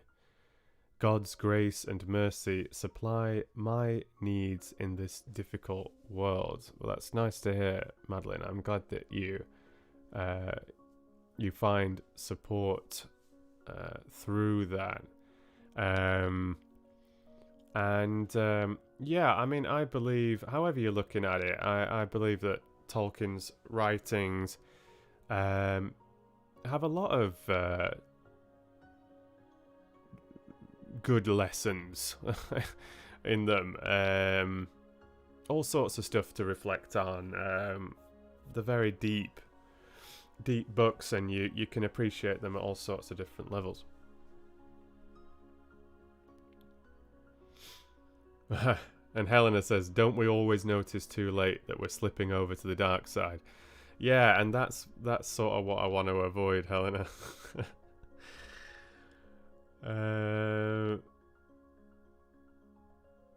Oh, thanks, Queen Boudica. You were saying to Olivia, you said lots of good stuff that you missed, Olivia. You should definitely watch it back later. Thanks. Yeah. Katie agreeing with things. Queen Boudica says, I have seen some cool mohawks, but I prefer long hair on guys. Yeah, I've seen some cool mohawks too, don't get me wrong. Oh wow, Olivia, your ears are so sharp. I don't know how you do it. But Olivia, you were a part of the choosing of that music, actually. Yeah, so Olivia said, is this The Pieces Are... it's called The Pieces Are Moving. You said The Pieces Are Moves. The Pieces Are Moving is the piece. And yes, it was, Olivia, it was. I'll put it on again for those of you listening so you know what I'm talking about. So The Pieces Are Moving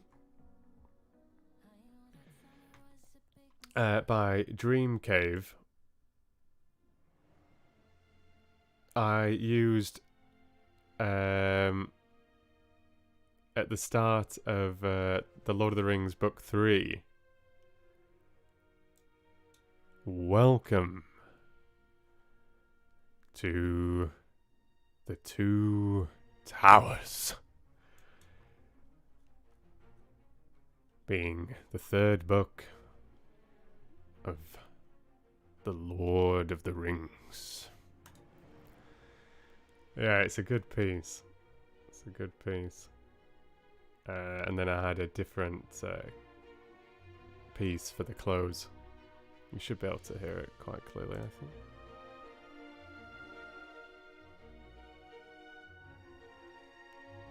Certainly helps set the mood. Bum bum bum bum bum bum bum bum bum bum bum bum bum. Bum bum bum bum bum bum bum. Bum bum bum bum bum bum bum. Da da da da da da dee. And then this was the music for book 2, which I really liked as well. By Joe Wandrini. He's got some good stuff. Just going back to the chat. Oh, you actually corrected yourself, Olivia. You said moving. Yeah, very well spotted. I've commented on your hearing, your perception and memory, all sorts of stuff. Wicked. Good job, Olivia. But yeah, I think you actually helped to choose that piece for the third Lord of the Rings book.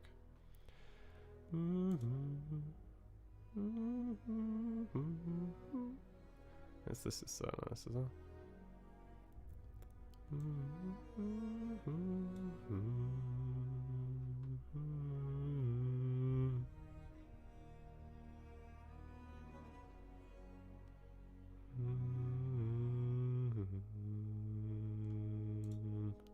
If you would like to support this work, please consider joining me on Patreon.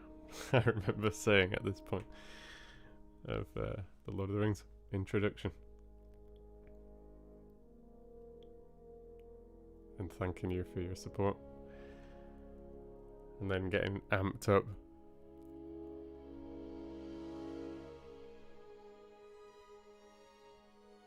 Chapter 1.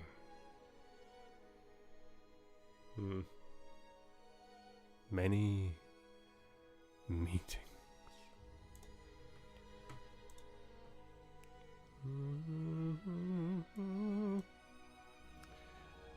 Alright, back to the chat. Oh, and Queen Boudica was saying, everything sounds so epic with this music. I am about to go outside. Journey forward to the supermarket. And I shall gather the finest bananas I have ever found, I've ever seen. I will pluck them from the shelves of the supermarket store, as if they were ripe on the very trees themselves deep within the Amazon rainforest of South America. And then, I say, my friends, I shall go forth to the dairy produce and remove the finest 2-liter carton of milk and place it within my basket and be pleased with myself and think, yes, I am gathering the stable produce that will sustain me, sustain my partner, my children, my future.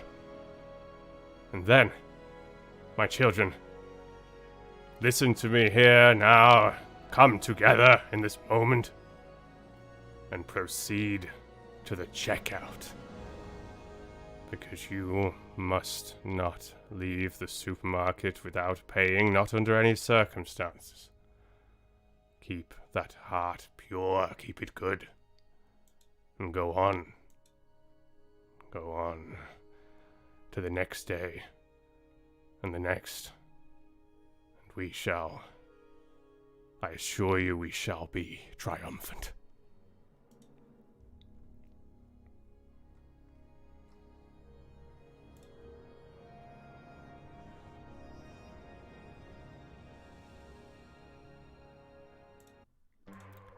See what else they've got. Oh, I don't know about this. Don't know about that. No, I don't know about that. This'll do. Alright, back to the chat. Yeah, Queen Boudica says, very glad to hear you're in a good place. Thank you very much, Queen Boudica. Dahini says, so sad that I've missed the Zoom calls. Yeah, there's always next time, Dahini. Don't you worry. So, yeah, channel members, patrons, you're very welcome to join me on Zoom. I had a Zoom hangout at the end of January, one at the end of February, and I will be having one, all being well, at the end of March. At the end of March? Started sounding like Van Helsing or something. So yeah, come and join me, Dahini, and anyone else. You're very welcome. Very welcome. We had good fun. Yeah, I'm glad you do like to listen to me talk, Helena, or you'd be straight out of luck today. And on many other occasions, actually. But yeah, I hope I didn't talk your ears off on that first Zoom call, Helena. It was very, very nice to have you there. And Ruben Sanchez says, hello, Stephen. I'm new here, and I'm reading and listening your Dracula audiobook at the moment. You're awesome. Excellent voice. Thank you very much, Ruben. I'm glad you're enjoying it, and I hope you find some other nice audiobooks and content on my channel as well. Very nice to have you. Thank you. And cheers, Just, saying, always here for you, mate. Much appreciate that, Just. Thank you very much. Likewise, I try my best.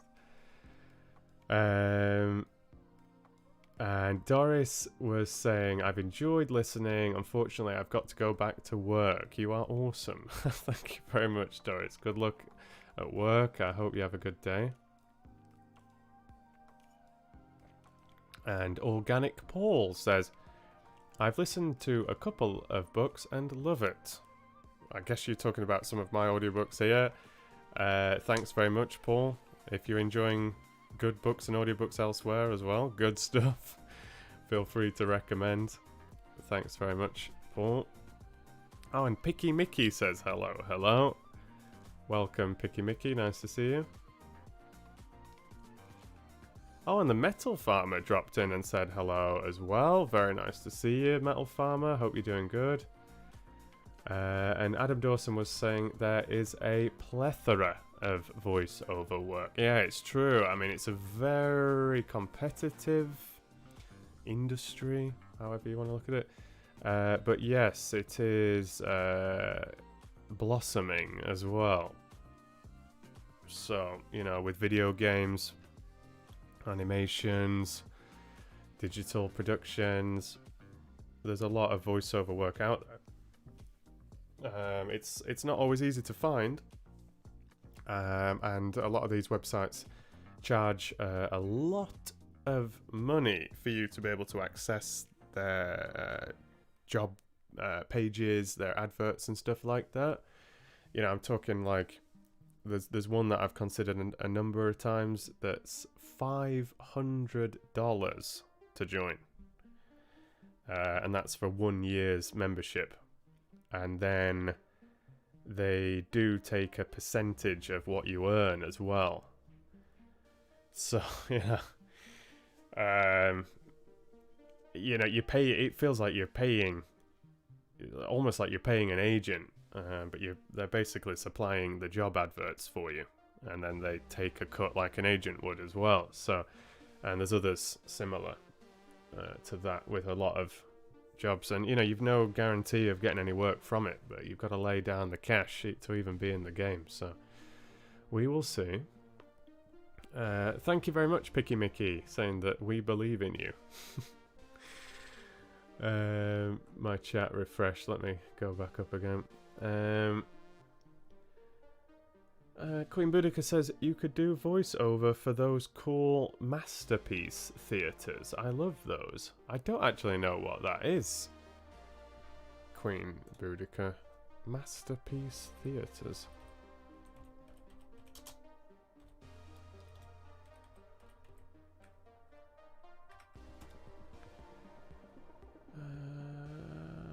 Okay.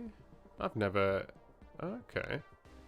I wonder if this must be what you mean, I think. Masterpiece Theatre presents adaptations of classic literature and the work of contemporary writers as acted out by prestigious thespians. Among the stories that have been featured in the series run are I, Claudius, Henry VIII, and the Forsyte Saga.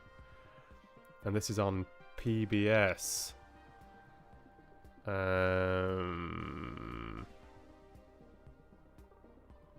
Yeah, oh right, yeah, so this is American, I guessed it was PBS, like Public Broadcasting Service, but yeah, American Public Broadcaster. So I don't think I've ever come across this. I don't think this has been on British TV, and I don't think I've come across it online. First started in 1971. Huh, there's been 49 seasons of it, making it America's longest-running weekly prime-time drama series. The series has presented numerous acclaimed British productions. Huh. Well, you learn something new every day, don't you? Interesting, Queen Boudica. Sounds like a fun job. I've no idea how I would how I would get invited for that. Ah, and you said that Dracula gets you super hyped up. Nice to hear it. Yeah, it's an absolutely it's a banging story. It's really great. And again, one of those that I think you can enjoy on multiple levels as well. Like you can take things very literally, or you can get a little bit deeper. There's all sorts of stuff in there. So good one. Interesting piece of music. I'll just skip on to the next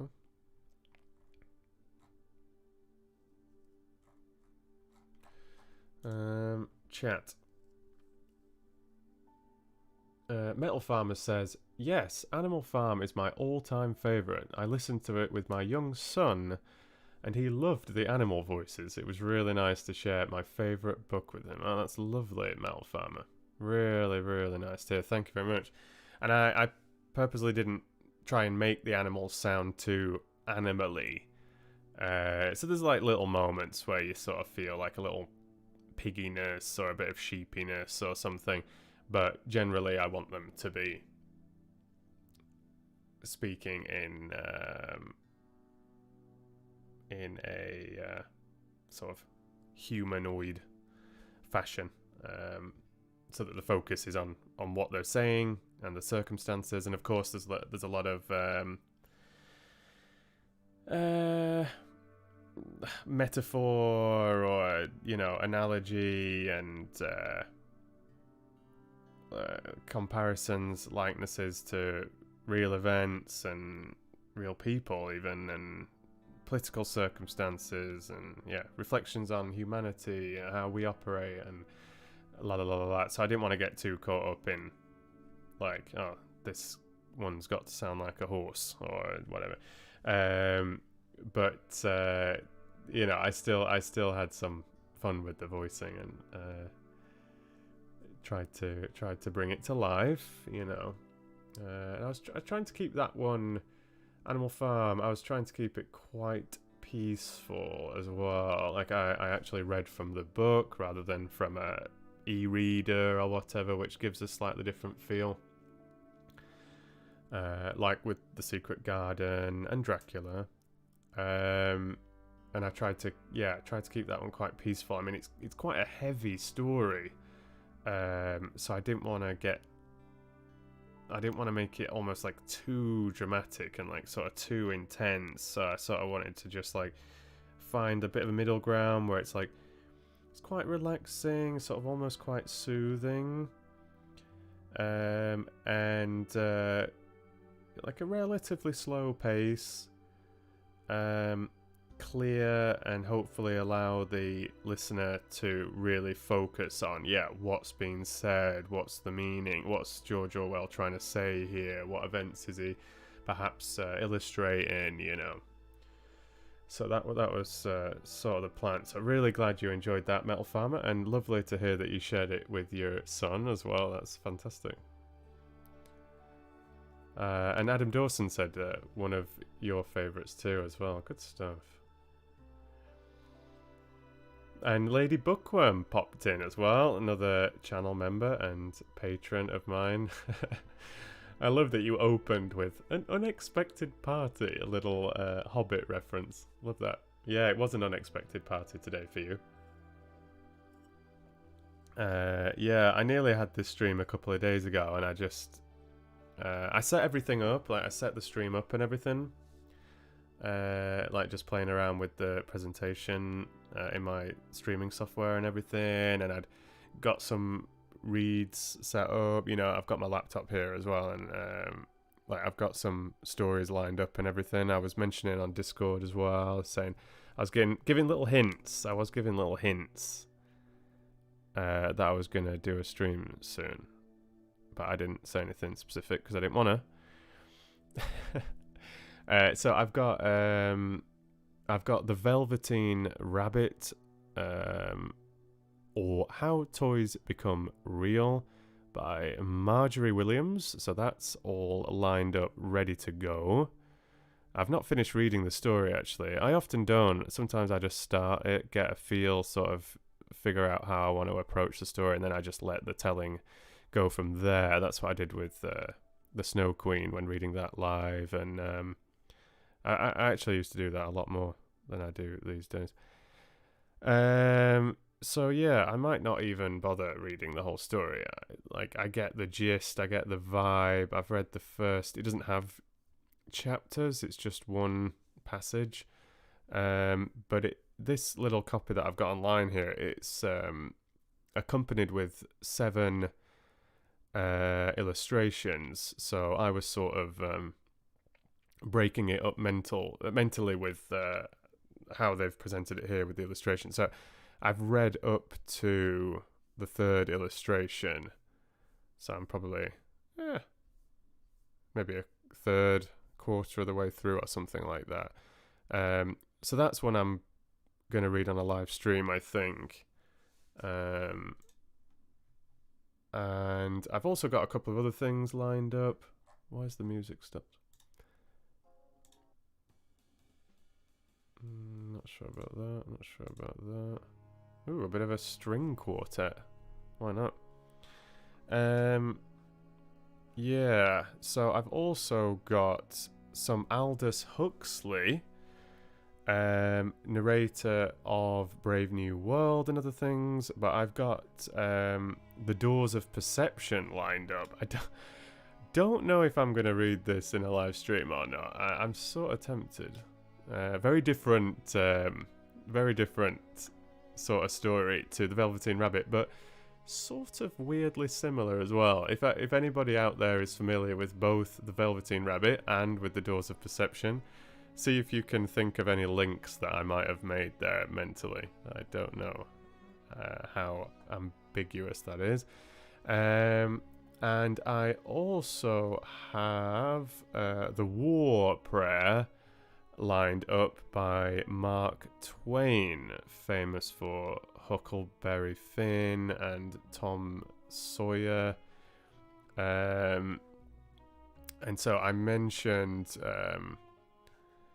The War Prayer on the Zoom call actually at the end of February, and I just read the synopsis, or gave you a synopsis. And The Adventures of Tom Sawyer and Adventures of Huckleberry Finn are stories that I've mentioned on Patreon as part of a poll of what to read next over 2 years ago now. And Sherlock Holmes and Pride and Prejudice were topping that list. Other things that have been considered, obviously we've now had Dracula, Alice in Wonderland I've started a number of times and will finish. The Brontes, like we mentioned, Beatrix Potter, some of her works. Yeah, Orwell's now in the mix, coming into the public domain very, very, very recently. Oh, there were so many on there. I wonder if Jekyll and Hyde was on there. I think it was, yeah. There was some others as well. Oh, what a change from a string quartet to house. I'm gonna skip on this because it's too big of a change for my brain right now. So yeah, Mark Twain's stuff. Oh, this is very happy. I have mentioned here and there, but I was saying on the Zoom call that I was like sort of as interested in him as a person and some of his views actually than I was about some of his sort of most famous stuff. And then I came across that war prayer, so yeah, I was thinking of reading that to you at some point. And also, I'm basically, I've mentioned this here and there, I'm basically just really, really interested in what you would like to hear as well. So, my plan when I get stuck into some reading on a live stream is to probably open with something like The Velveteen Rabbit, but to put it out to those of you that are present in the live stream. Basically, what would you like to hear? So, public domain needs to be public domain. It can't be under copyright, and preferably on the shorter side. Short, definitely,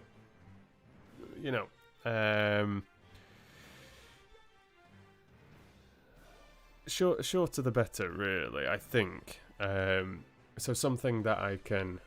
This music is intense. Something that I can... I'm thinking comfortably read in one live stream and still have the energy and time to actually discuss it with you a little bit as well. That's the plan. And I mean, if we do come across something that we like that takes maybe 2 streams or 3 or 4 even, then that can be nice too. I've done that in the past. I just don't want to run the risk of starting something huge on a live stream and it's going to take, many, many, many readings to actually get through it. And then if someone joins during chapter 14 of 27, that's very intimidating, I think. Or it can be. It doesn't have to be. It could be cool. But could be intimidating for some people, sort of like, oh, I've got 13 chapters to listen to if I actually want to know what's going on here. And also it allows me to just focus my energies on the stuff that I'm making on a regular basis. Like my regular videos where I'm actually sat editing the whole thing and everything, like A Little Princess and Sherlock Holmes and whatever is going on. So, yeah, that's the plan. Now we've got American Roots Rock. Let's have some solo piano. Let's see what this one's like. Alright, back to the chat. Yeah, Queen Boudica mentioned Anne of Green Gables. I mentioned Anne of Green Gables as well earlier. Yeah, definitely in the shortlist. And Fabrice says, greetings from France. Oh, welcome. Nice to see you. Oh, and Adam Dawson recommends Fahrenheit 451. Yeah, another book I've certainly considered. And another book that I've not read that I think I should have read at some point. I mean, just personally, I came across that as a teenager. Nice recommendation, Adam. Thank you.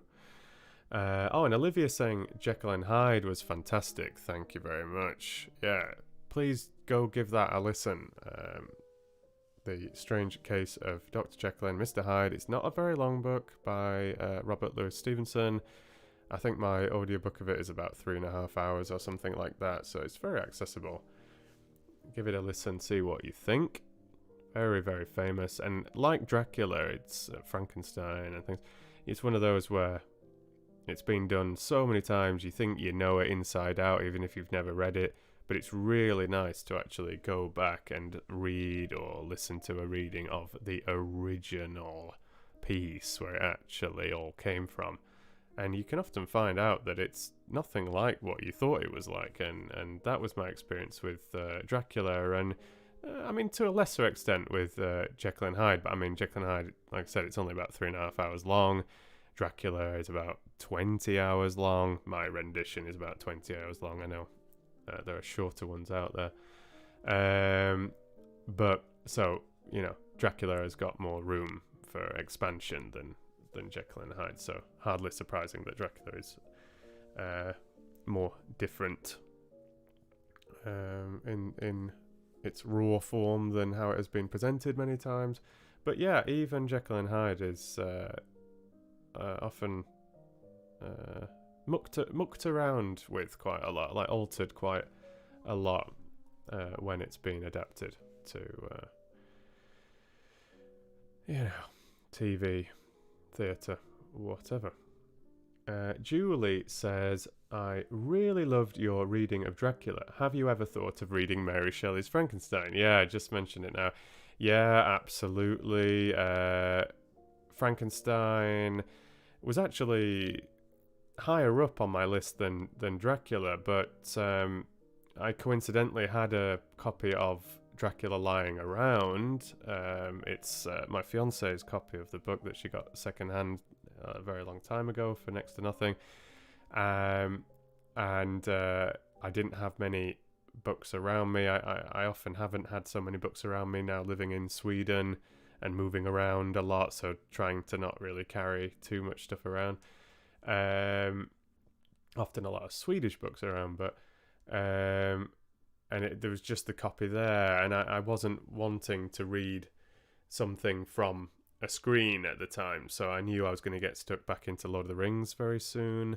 I was reading The Lion, the Witch and the Wardrobe off an ebook, but like with The Secret Garden and some other things, it's just, although it, like I've said many times, although it is more difficult to read from a physical book for various reasons, and I'm talking about narrating here, you know, you've got to be aware of your equipment. There's the actual logistics of holding the page whilst presenting yourself, and the fact that you want to be as smooth as possible, of course, when going from one page to the next. So if you want to do a good job, you're probably going to have to do quite a bit of editing, even if you're just reading from the book, to get a smooth experience. I mean, it depends what sort of presentation you're going for as a narrator or a audiobook producer or whatever. But I was really in the mood to read from the physical book. Dracula was sat there. Halloween was approaching. So I thought, yeah, let's give it a bash. This music's got a bit of a Lord of the Rings vibe to it. But yeah, Frankenstein, absolutely. I've considered that one, and certainly could do in the future. Absolutely. Vincent says, what about the picture of Dorian Gray? Yeah, absolutely. Another one that's been mentioned a few times. Certainly one I'm considering. Certainly one that quite a lot of people seem to be a fan of. Queen Boudica says 1984. But yeah, it's you're saying it's a bit heavy during these times, and yeah, I agree with you that I did read the first couple of chapters during some live streams that I did spring 2020, actually, so not so long ago, when I ended up reading The Witches and other things. And I'm a big fan of that book. And I think, like, for some people, sort of its accuracy is something that you can sort of find quite fun in a way. You know, you can use it as something to reflect with and reflect upon and process and things. but you know, depending on your headspace, perhaps depending how you feel about different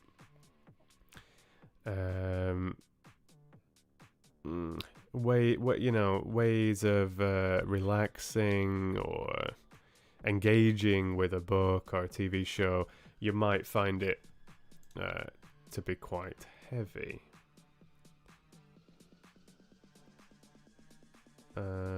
But yeah, I think that's very subjective.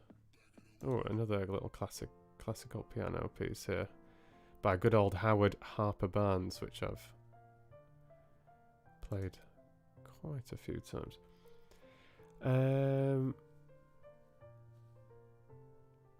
Oh, and Lady Bookworm says, seems like I missed quite a bit. Yeah, I guess so. But you can always catch up with the replay, Lynette. And you were saying that you're enjoying the background music. That's lovely to hear. Thanks very much. And you also said, and I did see your comment the other day, actually, regarding A Little Princess. You said, how long is A Little Princess? Are we anywhere near the ending of it, Stephen? No. No, we're not. We're about a third of the way through. Something like that. So there's 19 chapters.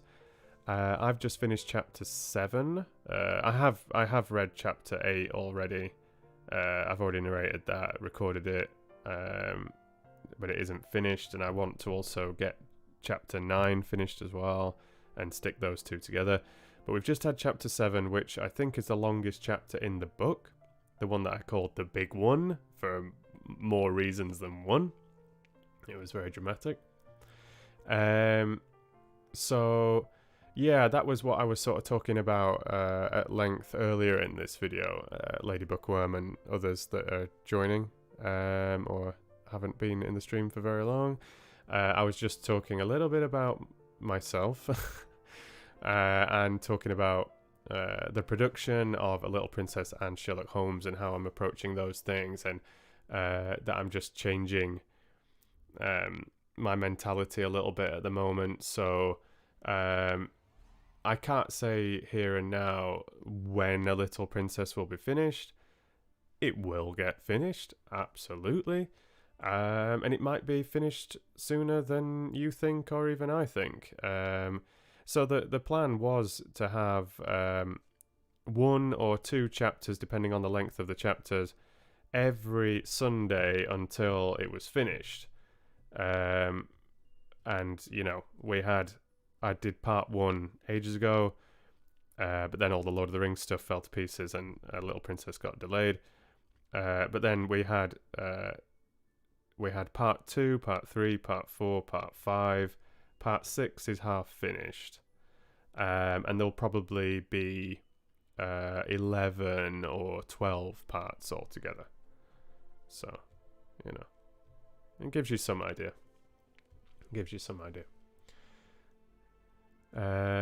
Oh, and Speed Racer said, I'm still looking forward to the picture of Dorian Gray. See, it is a favourite, that one.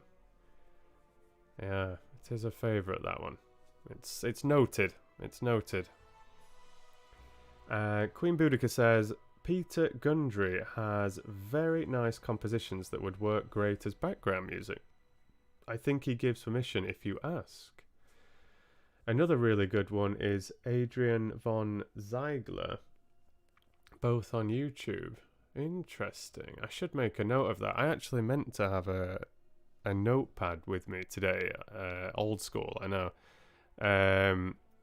so that I could make notes of things a little bit more readily. Like, you know, I've got 2 screens in front of me, but this one is lined up if I want to read stuff. This one's lined up with the stream and the chat. And this is a new thing as well, that I'm being so organised to actually have these 2 screens running side by side. You know, it's a overworked laptop and a very old computer, but I've done this a couple of times now, but quite a few times, but with mixed results.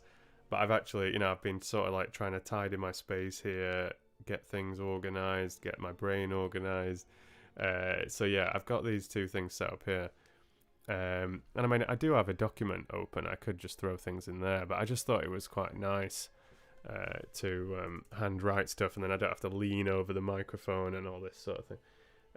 But you said Peter Gundry?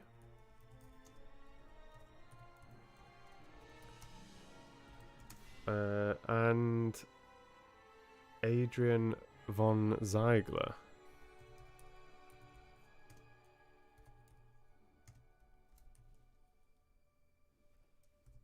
Yeah, alright, we've got a note. We've got a note there. Thanks very much, Queen Boudica. I can take a look at those. Olivia says, I'm going to pop out and listen back later, but it's good to see you for a minute. Stephen and the Foxy Folk, take care. Good stuff, Olivia. You take care. You take care. James says, I can't wait to listen to the next book you come out with. I love your work. I absolutely love Dracula. Thanks very much, James.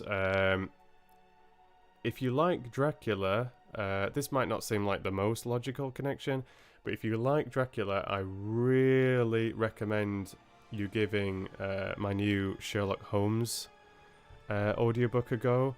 So it's in production. This was a very dramatic piece as well. It's in production, so I know not everybody likes to wait for the chapters to come out, and you know, you prefer the complete audiobook, and you know, we'll get there. But give those first 3 chapters a listen and see what you think. I'm really enjoying it, and I think you might think the presentation is quite cool. And you've also got Jekyll and Hyde, and Animal Farm, Lion, the Witch and the Wardrobe, Secret Garden, The Witches. There's a couple of other bits and pieces on my channel, like little smaller readings and other things I've started.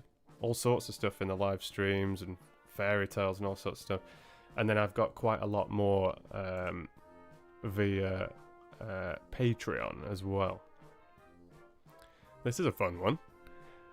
Cirque du Monde. This is some amusement park music they classify it as. Let's just go to ambient. Keep it chill for the time being. That music might not be so loud for you, but it was a little bit distracting. And Helena said, noise isolating earphones work really good for if you really don't want to hear anything from the outside world. Yeah. Okay, I see what you're saying. Noise isolating, noise cancelling. Yeah. I see what you're saying. Yeah. I didn't think there was such a thing as noise isolating earphones that actually play music as well. I mean, you can get headphones that completely cut off sound like what you would work with on a construction yard. But like these are noise cancelling, and I got some really good ones. I splashed out a little bit and got some really good ones for my fiance for Christmas that are in-ear noise cancelling, like super good. Really good quality. But yeah. I mean, they really take away the sound. Like seriously, it could be dangerous almost. Like if you were walking around outside, she's been surprised like how much sound they remove. Yeah.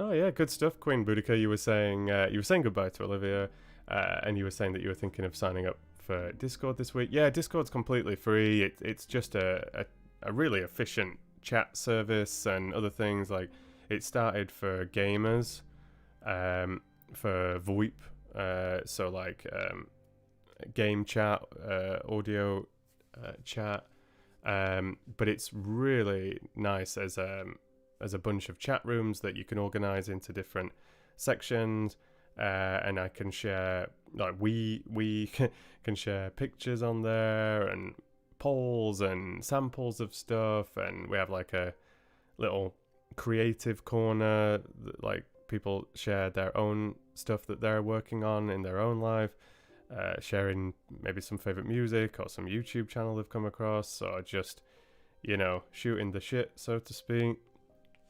So yeah, you're very welcome to join on Discord. Anybody listening, the link for Discord and other sort of socials that I'm working on are always in the video descriptions. I'm currently going through my video descriptions again at the moment and just tidying them up a little bit, and I'm gonna short link some of these things, just make it a little bit more accessible, but they're always there. Picky Mickey says cancers for the win, on about the zodiacs. Yeah. Oh, Madeline had to go off and eat. She says it's been nice catching up and listening to you talk, Stephen. Take care, everyone. Oh, it's very nice, Madeline. You take care. Nate Smith said, "You were the best. You had me hung up on the Hobbit. I would have them play as I went to bed till they were shut down." Yeah, I know. It was such a shame that I had to remove all the Hobbit and the Lord of the Rings and everything.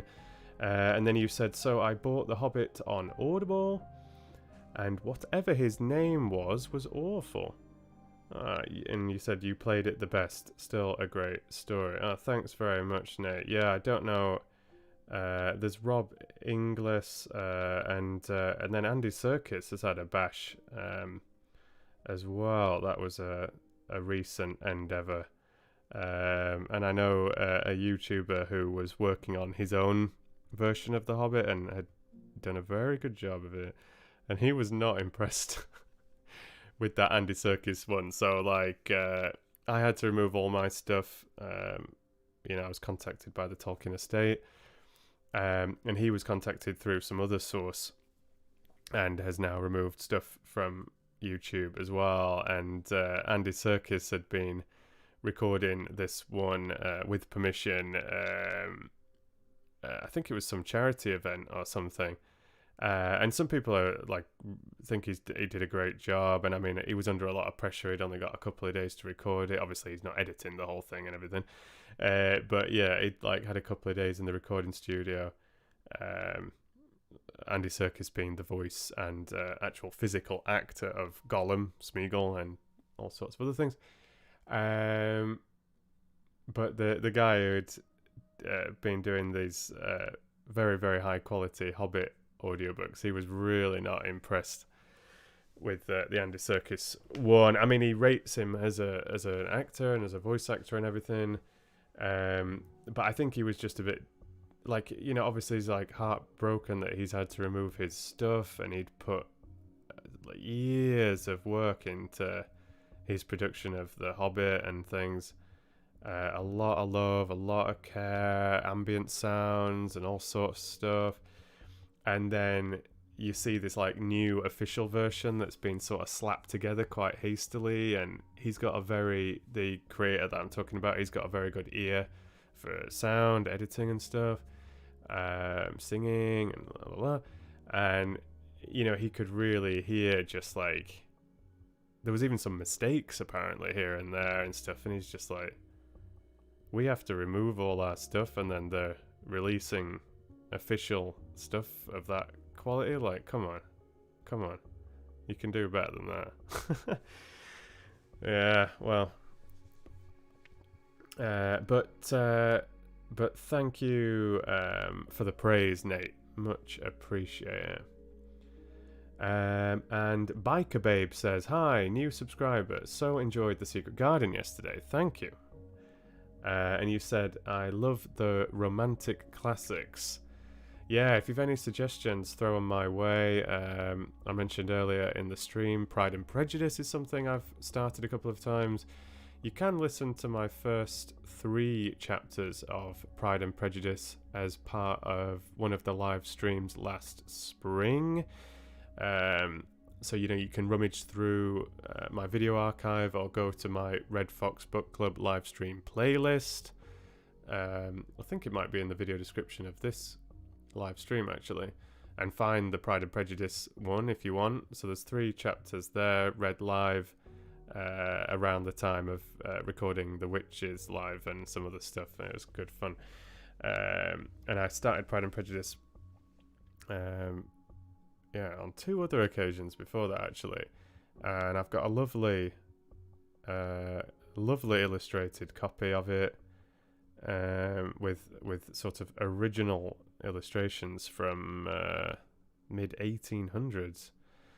The book is not that old, but the illustrations are. So yeah, Pride and Prejudice. I was actually thinking about it when I was on a walk today. That is one that I should try. I'm a little bit apprehensive with Pride and Prejudice for various reasons. A lot to get right, a lot to get wrong, and there are a lot of versions out there and stuff. But it's certainly one I'm interested in very much. And Nate said, "What Audibles do you have again?" So yeah, there's 3 out on Audible with my name on it, and that's Sleepers, Curse of the Ice Dragon, and The Scrooge of Bitcoin, which I made for Christmas, just gone. And the author was absolutely delighted with it. Bless him. Paul W. Samuelson. He was really, really pleased with my work on that. So I was very happy. Because those other 2 I've finished, and a couple of projects that I've sort of abandoned or postponed or have cancelled with authors and stuff like that through Audible. All these previous projects and stuff, they were just commission only. So it was just whatever sales you make, like I make 20% of the sales, which can be absolutely nothing. It can be absolutely nothing. And I've even tried to do a little bit of marketing myself, but, I'm no marketer. I don't have any expertise there. I don't have the cash to be, like, throwing thousands of pounds into marketing and stuff like that for something I'm not even paid for, apart from sales, But, yeah, I've thrown some money at Facebook marketing and stuff. Yeah, those previous projects, 20% of sales, which can be... end up that you're basically doing it for free.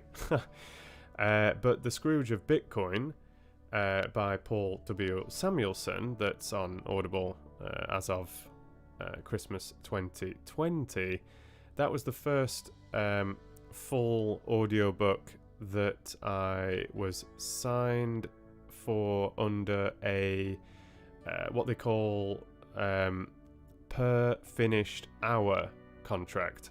So you're paid a set amount of money per finished hour.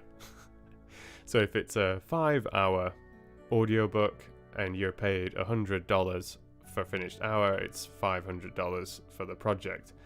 And that will probably take, if it was a 5-hour piece of fiction, which is, I understand, a much... more complex job than a piece of non-fiction. Non-fiction can be demanding in its own way, but I find that it's normally about 10 hours for every finished hour.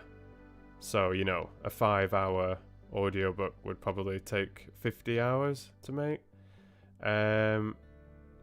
But it can be longer. It's one of those things. It depends what the book is like, how many characters there are, what sort of preparation you need, what guidance you get from the author or lack of guidance, and what sort of like presentation style you're going for, how are you editing it. So it really depends. Like some stuff takes a lot longer than that.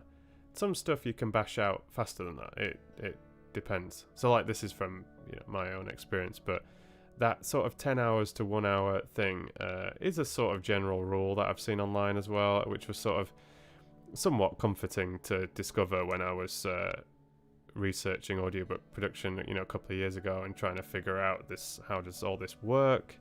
Like, not just on a personal level, but sort of like on professional levels and stuff. What's expected from you and all the rest of it.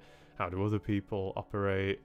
And some people apparently like way faster than that, and some people are slower than that. And to be fair, obviously the faster you go, the more money you not the more money you make, but the better value it is for you. So if it only takes you 30 hours, you get the same amount of money as if it took you 50 hours or 100 hours.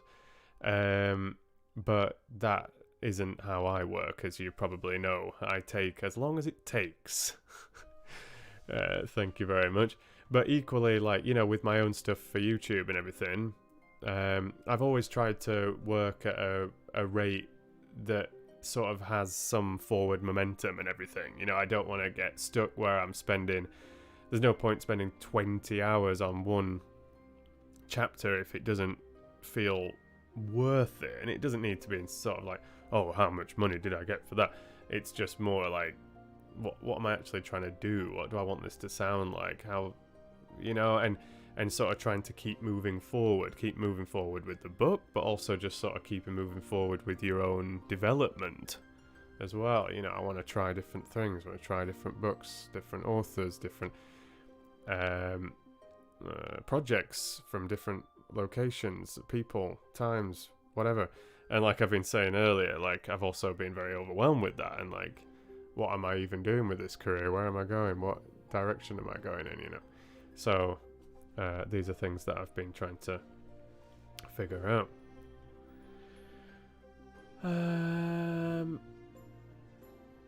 Judd Hack says, I still mourn that you were forced to stop The Two Towers. You were masterful in your reading of Tolkien. I think he would have been proud.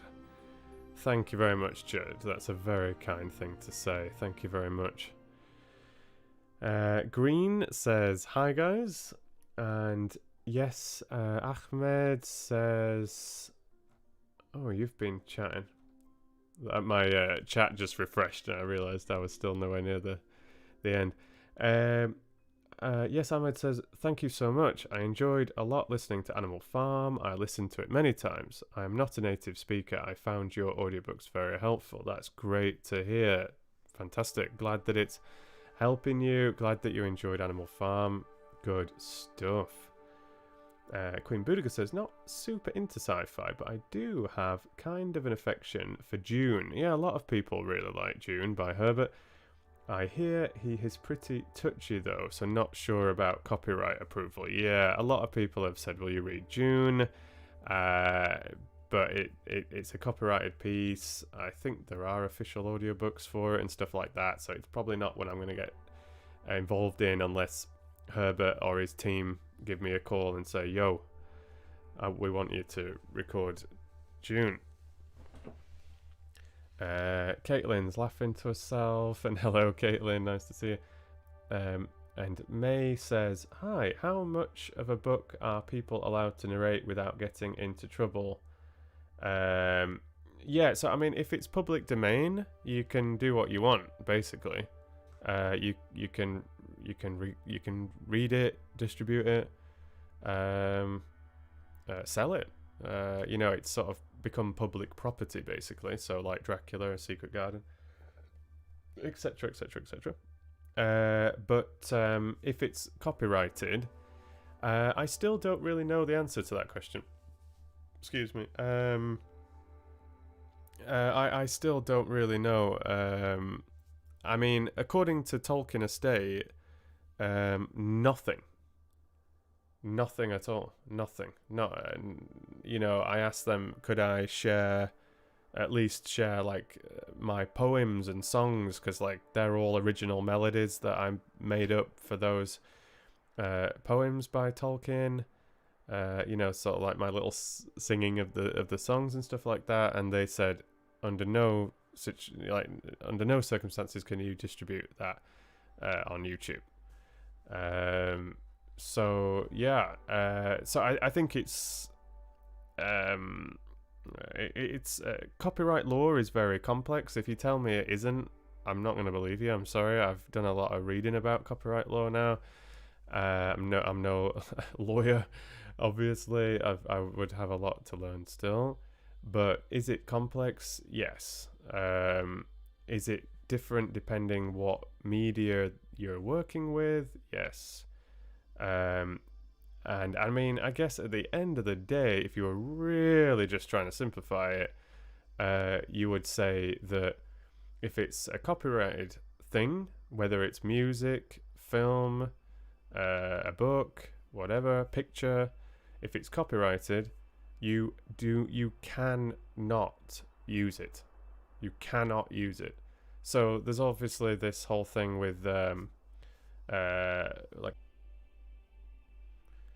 Sorry, I had a brief disconnection there. I hope you're back. I think I just had a very brief disconnection. But yeah, I was just saying with copyright and talking about fair use, if it can sort of be argued that you're using it in a fair way, and that is like people go to court over this stuff. Even like massive companies, big names, take each other to court, and then small people get taken to court and everything over what is fair use and how you read copyright under what circumstances and la la la la la la la. So that's sort of can be sometimes down to a court decision, and it can be down to the copyright owners as well. So some people, they really like argue, no, you can't use my work in any way, shape or form, no. And they work very hard to have anything removed and stopped and everything. And then some people are really open to all sorts of uses, and if it was like with a book, yeah, maybe some of it being read, even distributed, fan writing, fan fiction and stuff like that. So yeah, it is quite complicated in my opinion.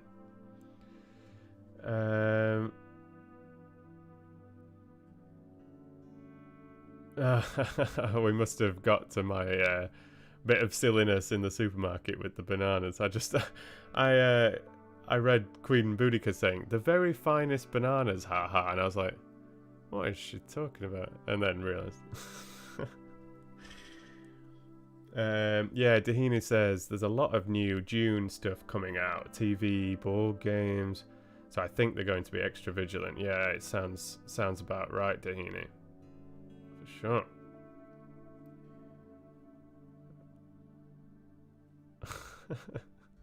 You were having fun with that silliness in the supermarket by the sounds of it.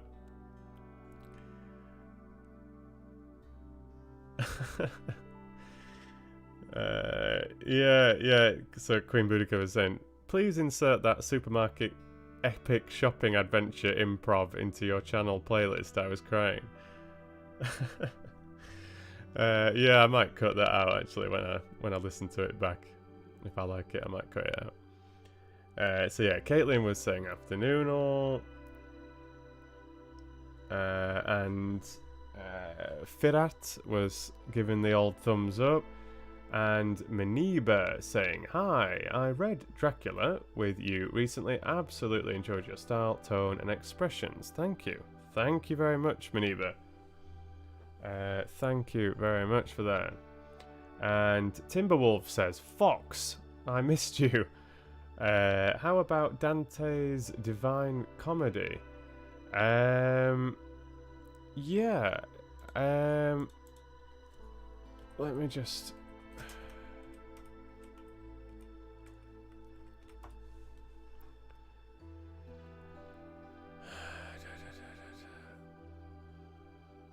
That's a nice suggestion. Some epic poetry.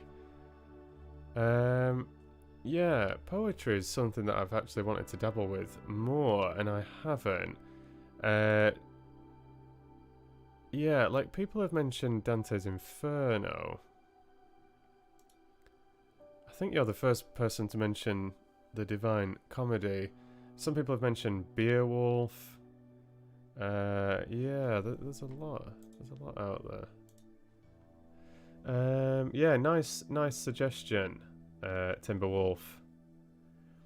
And Picky Mickey says, The Master and Margarita by Mikhail Bulgakov is in public domain in the US. It's not short, but it's an amazing book if I remember from years ago when I read it. Yeah, heard of it, but don't know it. Yeah, thanks for the recommendation, Picky Mickey. And Maniba is saying, Funny in Farsi by Feruza Damas. It's a great read, very funny. Good stuff. Yeah, I really should be noting these down, but I'll keep the flow and I can always watch back. Dahini says, Dickens has a bunch of great funny short pieces that would suit a live stream. Yeah, totally agree with you, Dahini. I often forget about Dickens, actually. So, I read A Christmas Carol, not this Christmas, the Christmas before, over 4 live streams. That's still available on my channel, and I will eventually make a sort of complete audiobook of that reading. I might even do another reading of A Christmas Carol at some point, like a more polished version or whatever. But you know, Dickens has got an absolute wealth of work, hasn't he? So yeah, nice suggestion, Dahini, on the short piece discussion. Animal Farm is one I've already done, Shabnam. Thank you for the recommendation. You're saying greetings from Spain. But yeah, Animal Farm, already on my channel. It's in a playlist called Full Audiobooks. And you can also just find it by scrolling through my video archive. You can even sort videos by most popular. So now that I don't have Harry Potter and complete audiobook of The Lion, Witch and the Wardrobe and The Lord of the Rings and The Hobbit, then Animal Farm is actually quite high up, so you can find it quite easily, I think. And Katie says, the Japanese Fairies book. It's a lore style book. That sounds interesting. Lore and sort of mythology and stuff like that has been mentioned quite a bit. Stuff that I'm interested in. Greek stuff, Nordic stuff, Japanese stuff, sure. So like if there's a if that's public domain, then I'm good to go. Otherwise, I need to find something different. Originally published 1903 by Ozaki. 22 charming Japanese fairy tales selected and translated. By Theodora Ozaki, including My Lord Bag of Rice, The Tongue-Cut Sparrow. Interesting.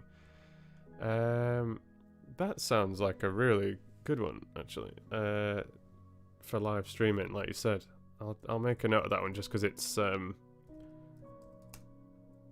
relevant to the live stream reads, and I've already got a lot stacked up for regular bigger reads. Yeah, good one, Katie.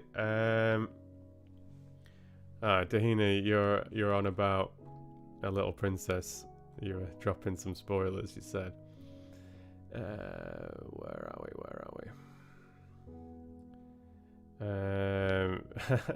Yeah, it's not the easiest book, A Little Princess, but I'll try and guide you through. As gently as I can. And AK says, "Oh, hey, you and the Secret Garden just kept me company for an entire hour while I reorganized my bathroom cabinets." Instant fan, says AK Honkiller. Good stuff. Thanks very much. I'm glad it helped you out. I hope you can find some other stuff on my channel that you like as well. And Rachel Port dropped in as well, saying, "Hi, I seem to have missed most of this, but the book selection sounds good." Good stuff, Rachel. Nice to see you. You can always watch the replay if you want to hear some of the chat. Like, I was covering some, I think, quite interesting points, like about myself and the channel and things earlier, so worth a replay, perhaps. Katie said, off to bed, working 8 hours. Nice to actually be a part of it live. Yeah, pleasure to have you here, Katie. Good stuff. And Mango's dropped in as well. Mango's dropped in. Hey, Stephen. Foxy friends. Mama, Timber, Katie. Yeah, you're welcome in. Making yourself at home, Mango. I like to see that. And like I was saying, Mango, I do recommend watching the replay of this. You know, as someone that's an active member of the community and everything, I think it could be interesting for you to, you know, if you've got some spare time, you don't necessarily need to watch the video, it's just my face. But if you want to just listen to some of my feelings about various things, my life, the channel, other bits and bobs, it could be of interest to you, I think. Rachel says, Anne of Green Gables is good. I just read The Blue Castle by L.M. Montgomery, which you might want to look at. It's more of a grown-up book. L.M. Montgomery, yeah, I know the name, but I don't know The Blue Castle. Thank you, Rachel, for the recommendation. Thank you. And thank you, Mango. You were agreeing with Judd regarding Tolkien, that he would have been pleased with my stuff. I mean, that would have been what an honour that would have been to have. Yeah, I mean, it's like, you know, like Christopher Tolkien passed away last year, bless him. It was last year, wasn't it? Not the end of the year before. But I was like, you know, I was in the middle of book 2 of Lord of the Rings at the time. Maybe it was the very end of 2019, actually. Yeah, I was premiering chapter 1 of Lord of the Rings book 2. The day, I think it was the day or the day after. I think it was the day Christopher Tolkien died, actually. So we were chatting about it in the live premiere chat. Yeah. But the Tolkien estate, they didn't want any of it. But yeah, it would have been lovely. I mean, what an honour that would have been to have known what Christopher Tolkien or J.R. Tolkien thought of my rendition of Lord of the Rings. They might have thought it was rubbish. I don't know. Oh, and Kate has popped in as well. I think this is you popping in, isn't it, Kate? I don't remember saying hello to you earlier. Have you read any Alistair Gray? No, I don't think so. Especially Lanark. He did a Scottish translation of Dante's Divine Comedy. Oh, right, okay. That's interesting.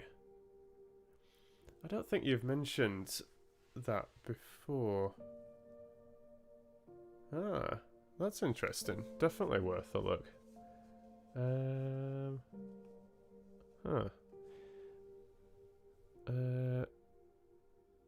Alistair Gray.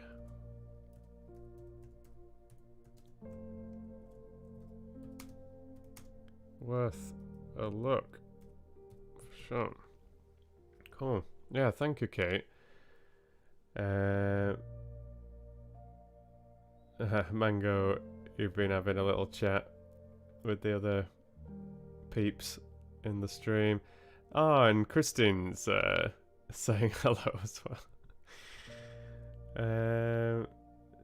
Good stuff. I'm sorry to disappoint you though, Mango. You're saying, hey, finally can join a Foxy Book Club listening live. It's been a bit. It has. But I am going to say goodbye very soon. I've been talking for 3 hours now, like almost non-stop, and I can feel it in my voice, I'm not going to lie. And I'm very thirsty. I ran out of water some time ago, and I didn't want to interrupt the flow. So I won't be doing any reading today. As I said in the title, the stream was about catching up and just sharing some of my thoughts and feelings about life and my life and the channel, and just having a chat with you, having a relax, listening to some music, exploring some literature regarding my channel, my stuff I've been working on, your own recommendations, things you'd like to see, you know, whatever. And Logan, you're saying you're still here as well. And hello to Charmaine. You're saying, would you read Harry Potter? I have actually read the first 3 books, and I was some way into the Goblet of Fire. And the Harry Potter stuff was actually some of the most popular stuff I've ever made. It was going a bit crazy, actually, at one point. A lot of views, a lot of happy subscribers, and a lot of support on Patreon and things. But I had to stop producing that for copyright reasons, unfortunately. So if you want to know any more information, you can send me an email on redfoxvoice@gmail.com. But it isn't something that's available on my channel, and it's not something I'm going to be able to keep producing, unfortunately, Charmaine. But it was an absolute joy. I've really enjoyed reading those books, narrating those books. Some of the first stuff that I got stuck into,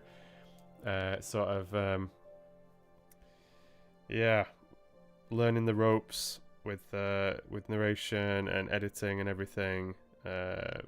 Perfect material to discover whether you've got what it takes to be a voice actor or an audiobook producer, and do all the editing and manage a YouTube channel. And even it got me sort of kickstarted on Patreon, really, and all sorts of stuff. So yeah. Oh, you've been resting. Yeah, I wondered what you meant, Logan. Actually, I saw you said I've been testing, and I was like, testing, resting. Yeah. Good. Glad to hear it. To be honest, Logan. Very important.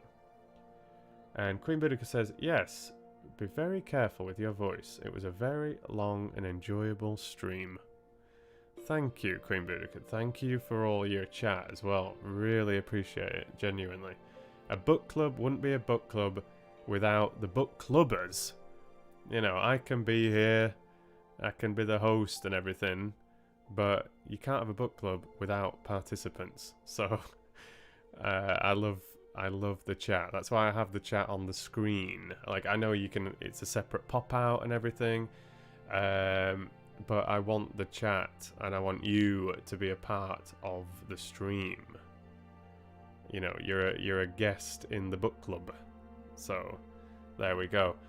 And then if I ever share this video elsewhere, whether it's on Google Drive, it's put somewhere else, on Twitch, I've done different things like sharing a video somewhere else, then you come along with the stream. You're a part of the stream, rather than being a separate pop-out window that gets lost if you download the video or you share the video somewhere else. So Foxy Book Club. That was in reply to Mango, by the way, saying Foxy Book Club. And Mango says, that's cool. I'm just happy to be here live for a bit to let you know I'm still here. Yeah, that's what I was doing, you see, Mango. And of course, I'm going to listen to the live catch-up. I'm just glad I got home to touch bases. Yeah, lovely to see you. And Ram says, hello, you have a very beautiful, calm voice. Well, thank you very much, Ram. I like to have a very silly voice and a very dramatic voice at times too, but certainly like to embrace the calm as well. It's very important. And Ruben says, Stephen, have you considered reading some Icelandic sagas? I think Snorri Sturluson wrote some of them. I can't say I've really thought about it. Nordic stuff in general, definitely interested, and I've sort of considered little bits and pieces. But Icelandic specifically, no, I can't say I've given it too much thought. So I've given it a little space on the notepad. But yeah, so I live in Sweden, and I have periodically lived in Sweden for quite a few years now. So, I mean, I've been interested in Nordic history, Scandinavian history, I mean just history in general to be honest, but Nordic stuff, Nordic mythology, like I said, Greek mythology, other things as well. Been interested in that since I was a kid.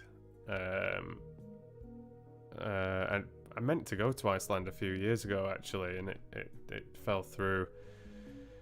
But yeah, nice recommendation. I'll try and take a look at that. Daniel says, "Hey man, what's up?" Hey Daniel, nice to see you. Thanks for joining. I am winding things down here at the moment, by the way, but thank you for popping in and saying hello. And Queen Boudica says, "You would read Nordic material very well. I like that idea." Yeah, I like that idea too, Queen Boudica. I think that sounds really interesting, actually. For sure.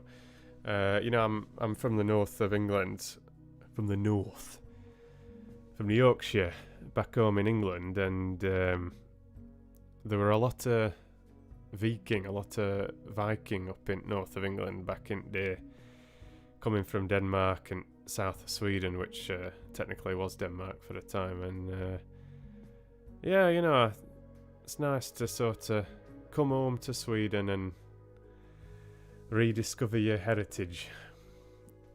I do wonder if about 1,200 years ago or something, there was one of my ancestors sailing in a long boat across the North Sea and settling in what became Northumbria and Yorkshire, and then yeah, skip on 1,000 years and here I am. Who knows? And Laura says, "Hey, good to hear from you." Nice to see you, Laura. Thanks for popping in.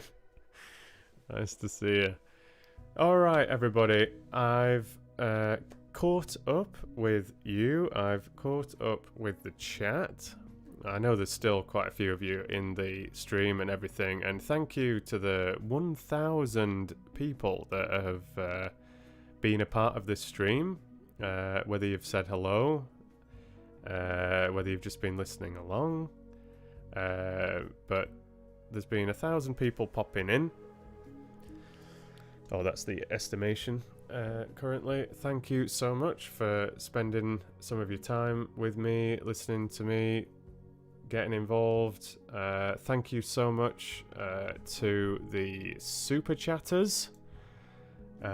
We had Gaming Tim throwing in £1. Adam Dawson threw in 5 with some very kind words as well. So thank you very much to those people contributing to the stream. In that sense, much appreciated. And if you enjoyed hanging out with me today, if you enjoyed the stream, please do like the video, please do leave a thumbs up, and that goes with all my videos. I know you probably get sick of hearing of that, like and subscribe and share and turn on the notification bells and blah blah blah with everything on YouTube, but those things really do help the content creator. They help the channel, the things that can help YouTube's algorithm and robots suggest videos and recommend videos and stuff like that. So liking the video, like just clicking that thumbs up, just little things like that can help. And commenting helps. Like, I mean, I am like genuinely interested in what you've got to say, believe it or not. But commenting can help the algorithm and things like that. So even if it's just I'm not quite sure how it works with a live chat, but a regular comment, you know, just like a normal published comment that goes into the comment section, those things can help as well in terms of engagement and all this sort of thing. And, you know, sharing with people that you think might like the video and stuff like that, recommending the channel to friends and family and stuff like that. You know, it's sort of obvious stuff, but and I know it can get boring hearing content creators say these things, but you know, that is YouTube. You know, it's a free resource to watch and listen to, which is flipping awesome. But if you want to help support those people that are making the stuff, then, you know, there's a bag of different ways you can do that. Whether it's chatting along, leaving likes, sharing stuff, subscribing, and coming and getting involved in live streams and all that, or whether it's leaving a super chat or supporting on Patreon or whatever. So it's all down to you, and thank you very much for being here.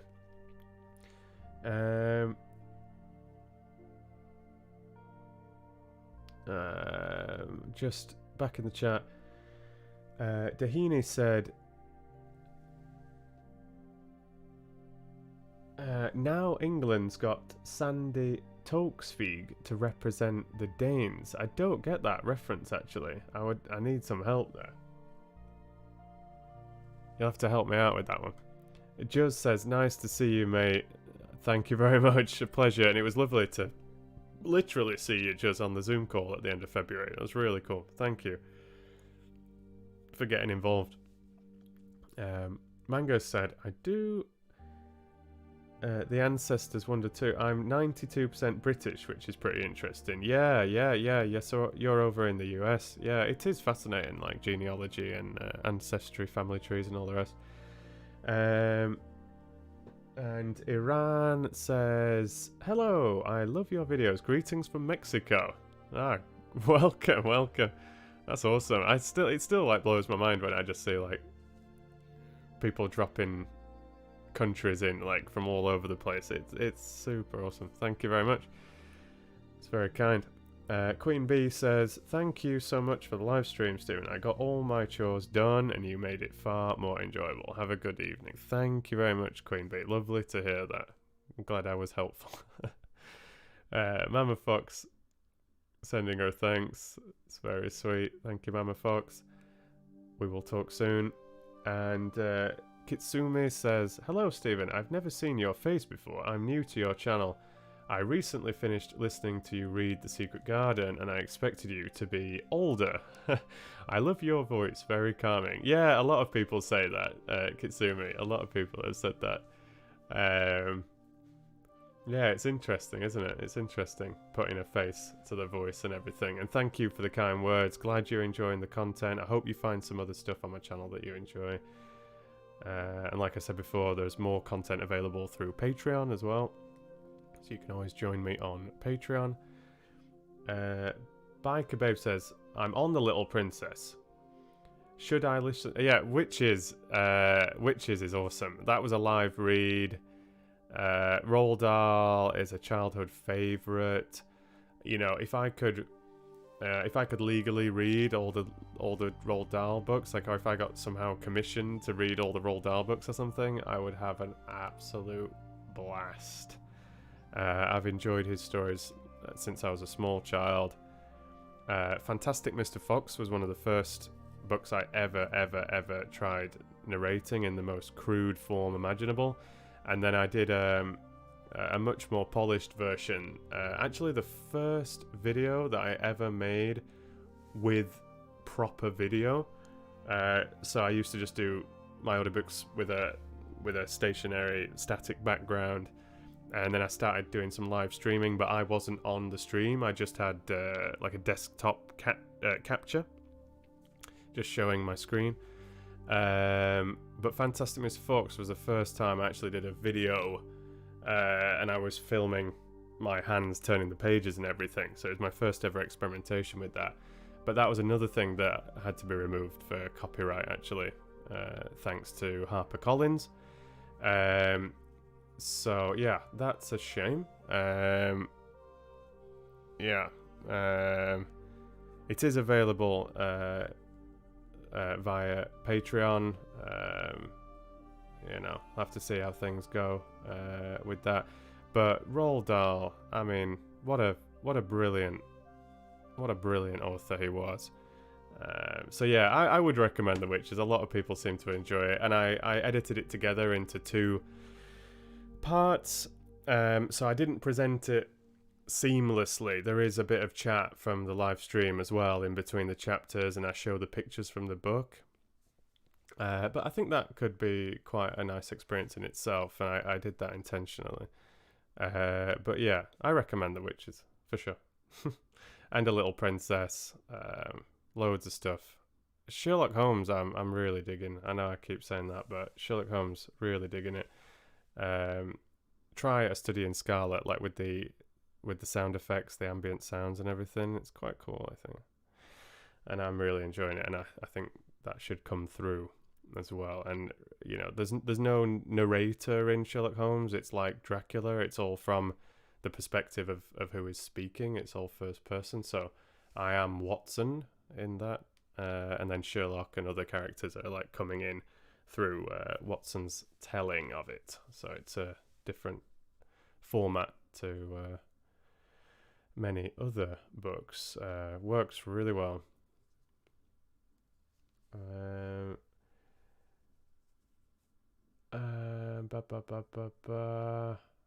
Alright, Dahini says, thanks, Stephen. Got through a decent chunk of knitting whilst listening to you. It's been great chatting to the Foxy Book Club too. Fantastic, Dahini. Thank you for your support, Dahini. As a channel member, as an official Fox fan, really appreciate that. You know, that's what the little symbol next to Dahini's name means. Thank you very much. Glad you've been productive with your knitting as well. Sounds lovely. Sounds lovely. And you said Sandy is the new host of QI. Oh, right. That Sandy. She replaced Stephen Fry. She's a comedian. Yeah. I came across Sandy originally from what was that TV show called?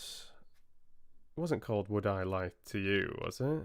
Don't remember what it was called, but yeah, an old British comedy sort of panel show quiz thing. Yeah. I didn't realise that was her full name. Yeah, she's been the host of QI for a little bit, hasn't she? Replacing Stephen Fry. Yeah, exactly. Yeah, thanks for clearing that up. Biker Babe said, what a creative, wonderful talent. I am so impressed. Thank you, Biker Babe. That's super kind. Thank you very much. Mango says, well, I was saying goodbye because you did, lol. I should know better. Yeah, very true. Logan, people around the whole world love your work, bro. Cheers, Logan. Thanks very much. One Bad Hombre is who I'm talking to. Cheers, man. You're very supportive. Mango's recommended Secret Garden. Victoria says, thanks for the lovely live stream. We ended up getting takeaway. Nice. Ah, that's awesome. Yeah, because you were going to go off and make some dinner or something, weren't you, Victoria?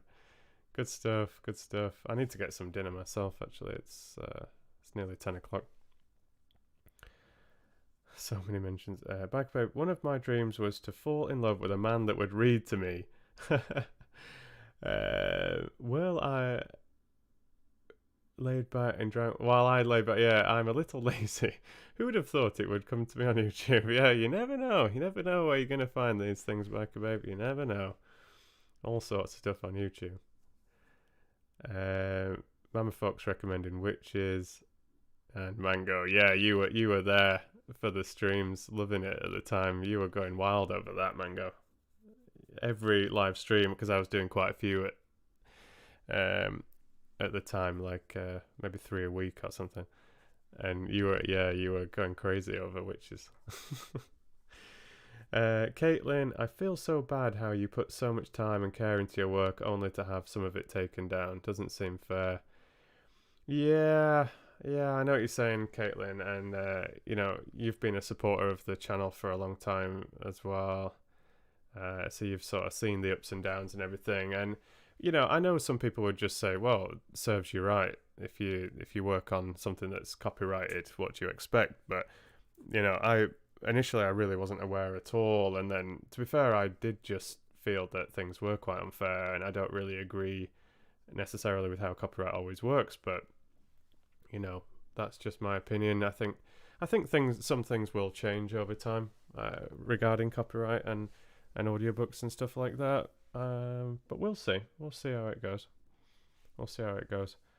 It'll be interesting to see, like, if the gaming world really just like completely takes over, like if books are starting to seriously struggle, and these big these enormous, like, multi-billion dollar publishing companies and things, like, if they start to struggle in some way, then who knows, like, maybe they'll become more flexible. I feel like their world needs to be rocked in some way for them to perhaps adjust. I don't know.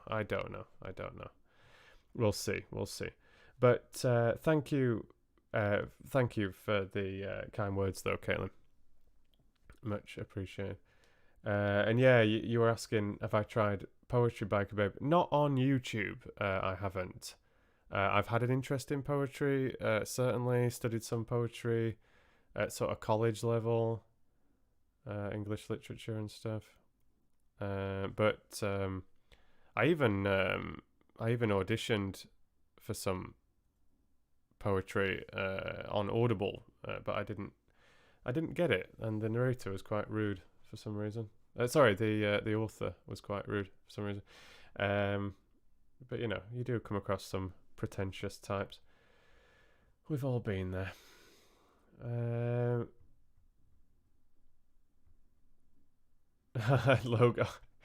Logan's got you on the motorbikes. Biker babe.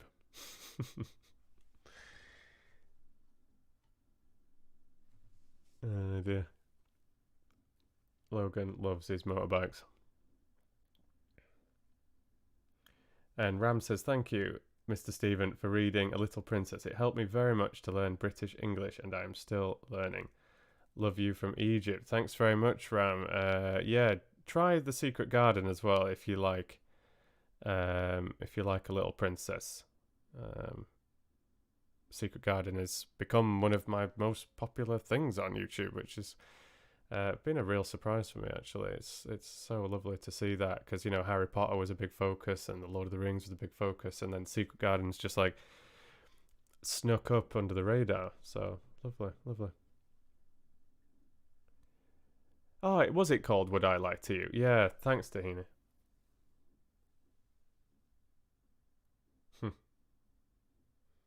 Thanks, Picky Mickey. Yeah, nice to have you here. And Nurha was saying smiley faces.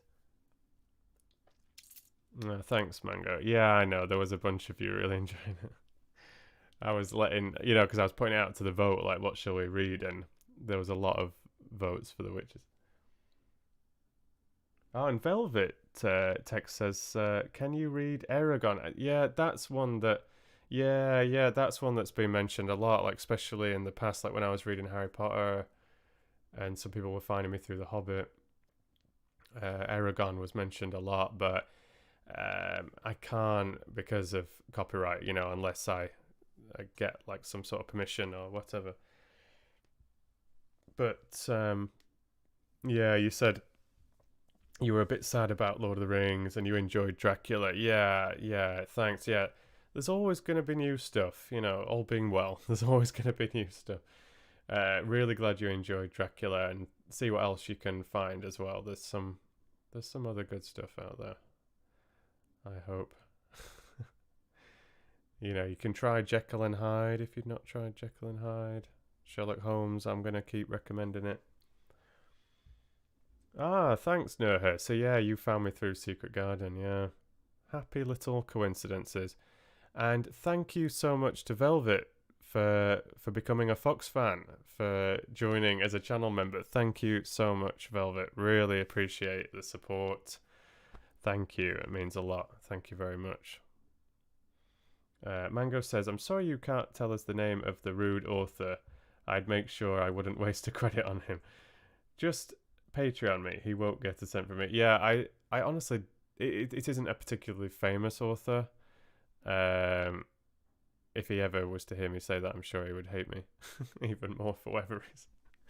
No, but it wasn't like a sort of big author or anything. It was someone that I'd come across through Audible, and yeah, he thought my audition was shit and told me so, basically. So I was like, all right, cool, thanks for that. Yeah. But yeah, I don't think you would be familiar.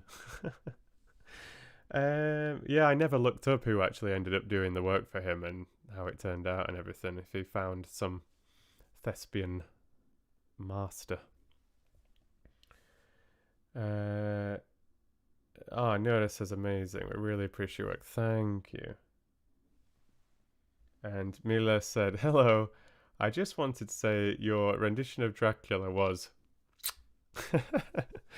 Thank you very much. That's very kind. Thank you, thank you. I hope you find some other treats. Okay, everybody. I'm gonna say goodbye, good morning, good night, wherever you are. For Gordon Ramsay. Yeah, then I would have understood. If it was Gordon Ramsay's autobiography or something, yeah, then I would have understood it, Logan. You've started growing your hair, Sashin, because of me. That's mental. Good on you. Good on you. Yeah, I don't normally wear it out like this, but I'm sort of I'm YOLOing at the moment, so the hair's back out again. I've been hiding it away for a long time, and people have their opinions and they like to voice them. But I'm gonna get it cut as soon as I can just find the space and just repair it a little bit, because it's damaged and split ends and all the rest of it. It's not been cut for a long time. But I'm going to definitely keep some length. I think I'm going to go for sort of like an Adam Driver inspired shoulder length and take it from there. Yeah, good night, everybody. Good night. That's another. I don't know them. Penitent narrator. I am looking for team ups and collaborations and stuff like that. I've been looking here and there, but I've just not settled on something yet. But I am looking for narration and like help in general, really. I've been considering sort of advertising for people to help me with various things. I mean, I have had help here and there from some of you, which is amazing. But maybe being a bit more official. I'll see. But I've made a note of penitent narrator. I'm aware of quite a lot of sort of YouTube narrators and stuff like that, but not familiar with them. Where was that? Yeah. Love from Saudi Arabia. You see what I mean? Awesome stuff, Nura. All over the world. Awesome stuff. Yeah, good night. You take care.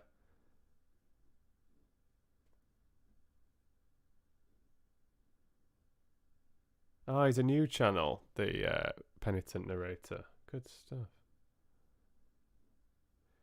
All right. Good afternoon. Hi, Amanda. I'm just saying goodbye. But yeah, so good day, morning, afternoon, night. Buenos dias, buenas noches. Let's see each other soon.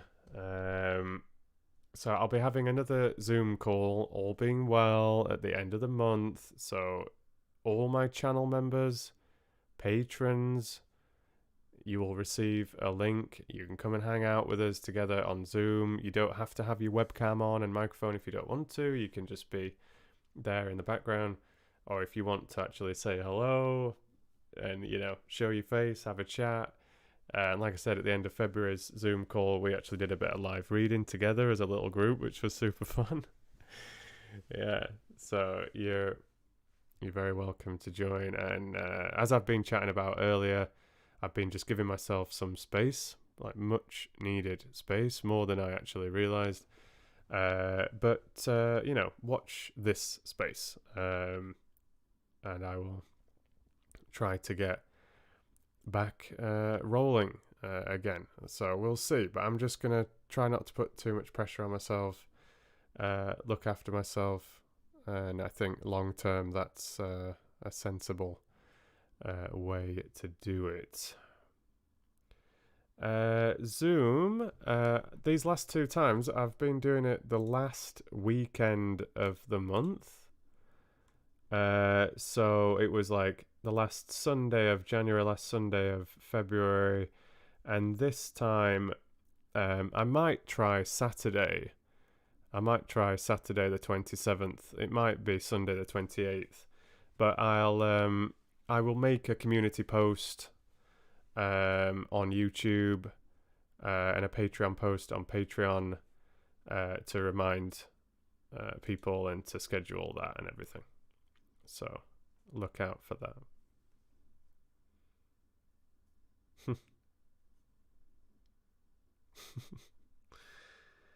All right. All right. All right. Oh yeah, happy International Women's Day as well. Well said, Dahini. Well said. Yeah. All right. Wishing you all the best. Take care of yourself.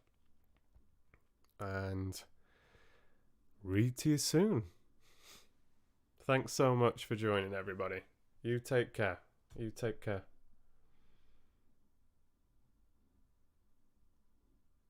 Good night, everybody. See you soon.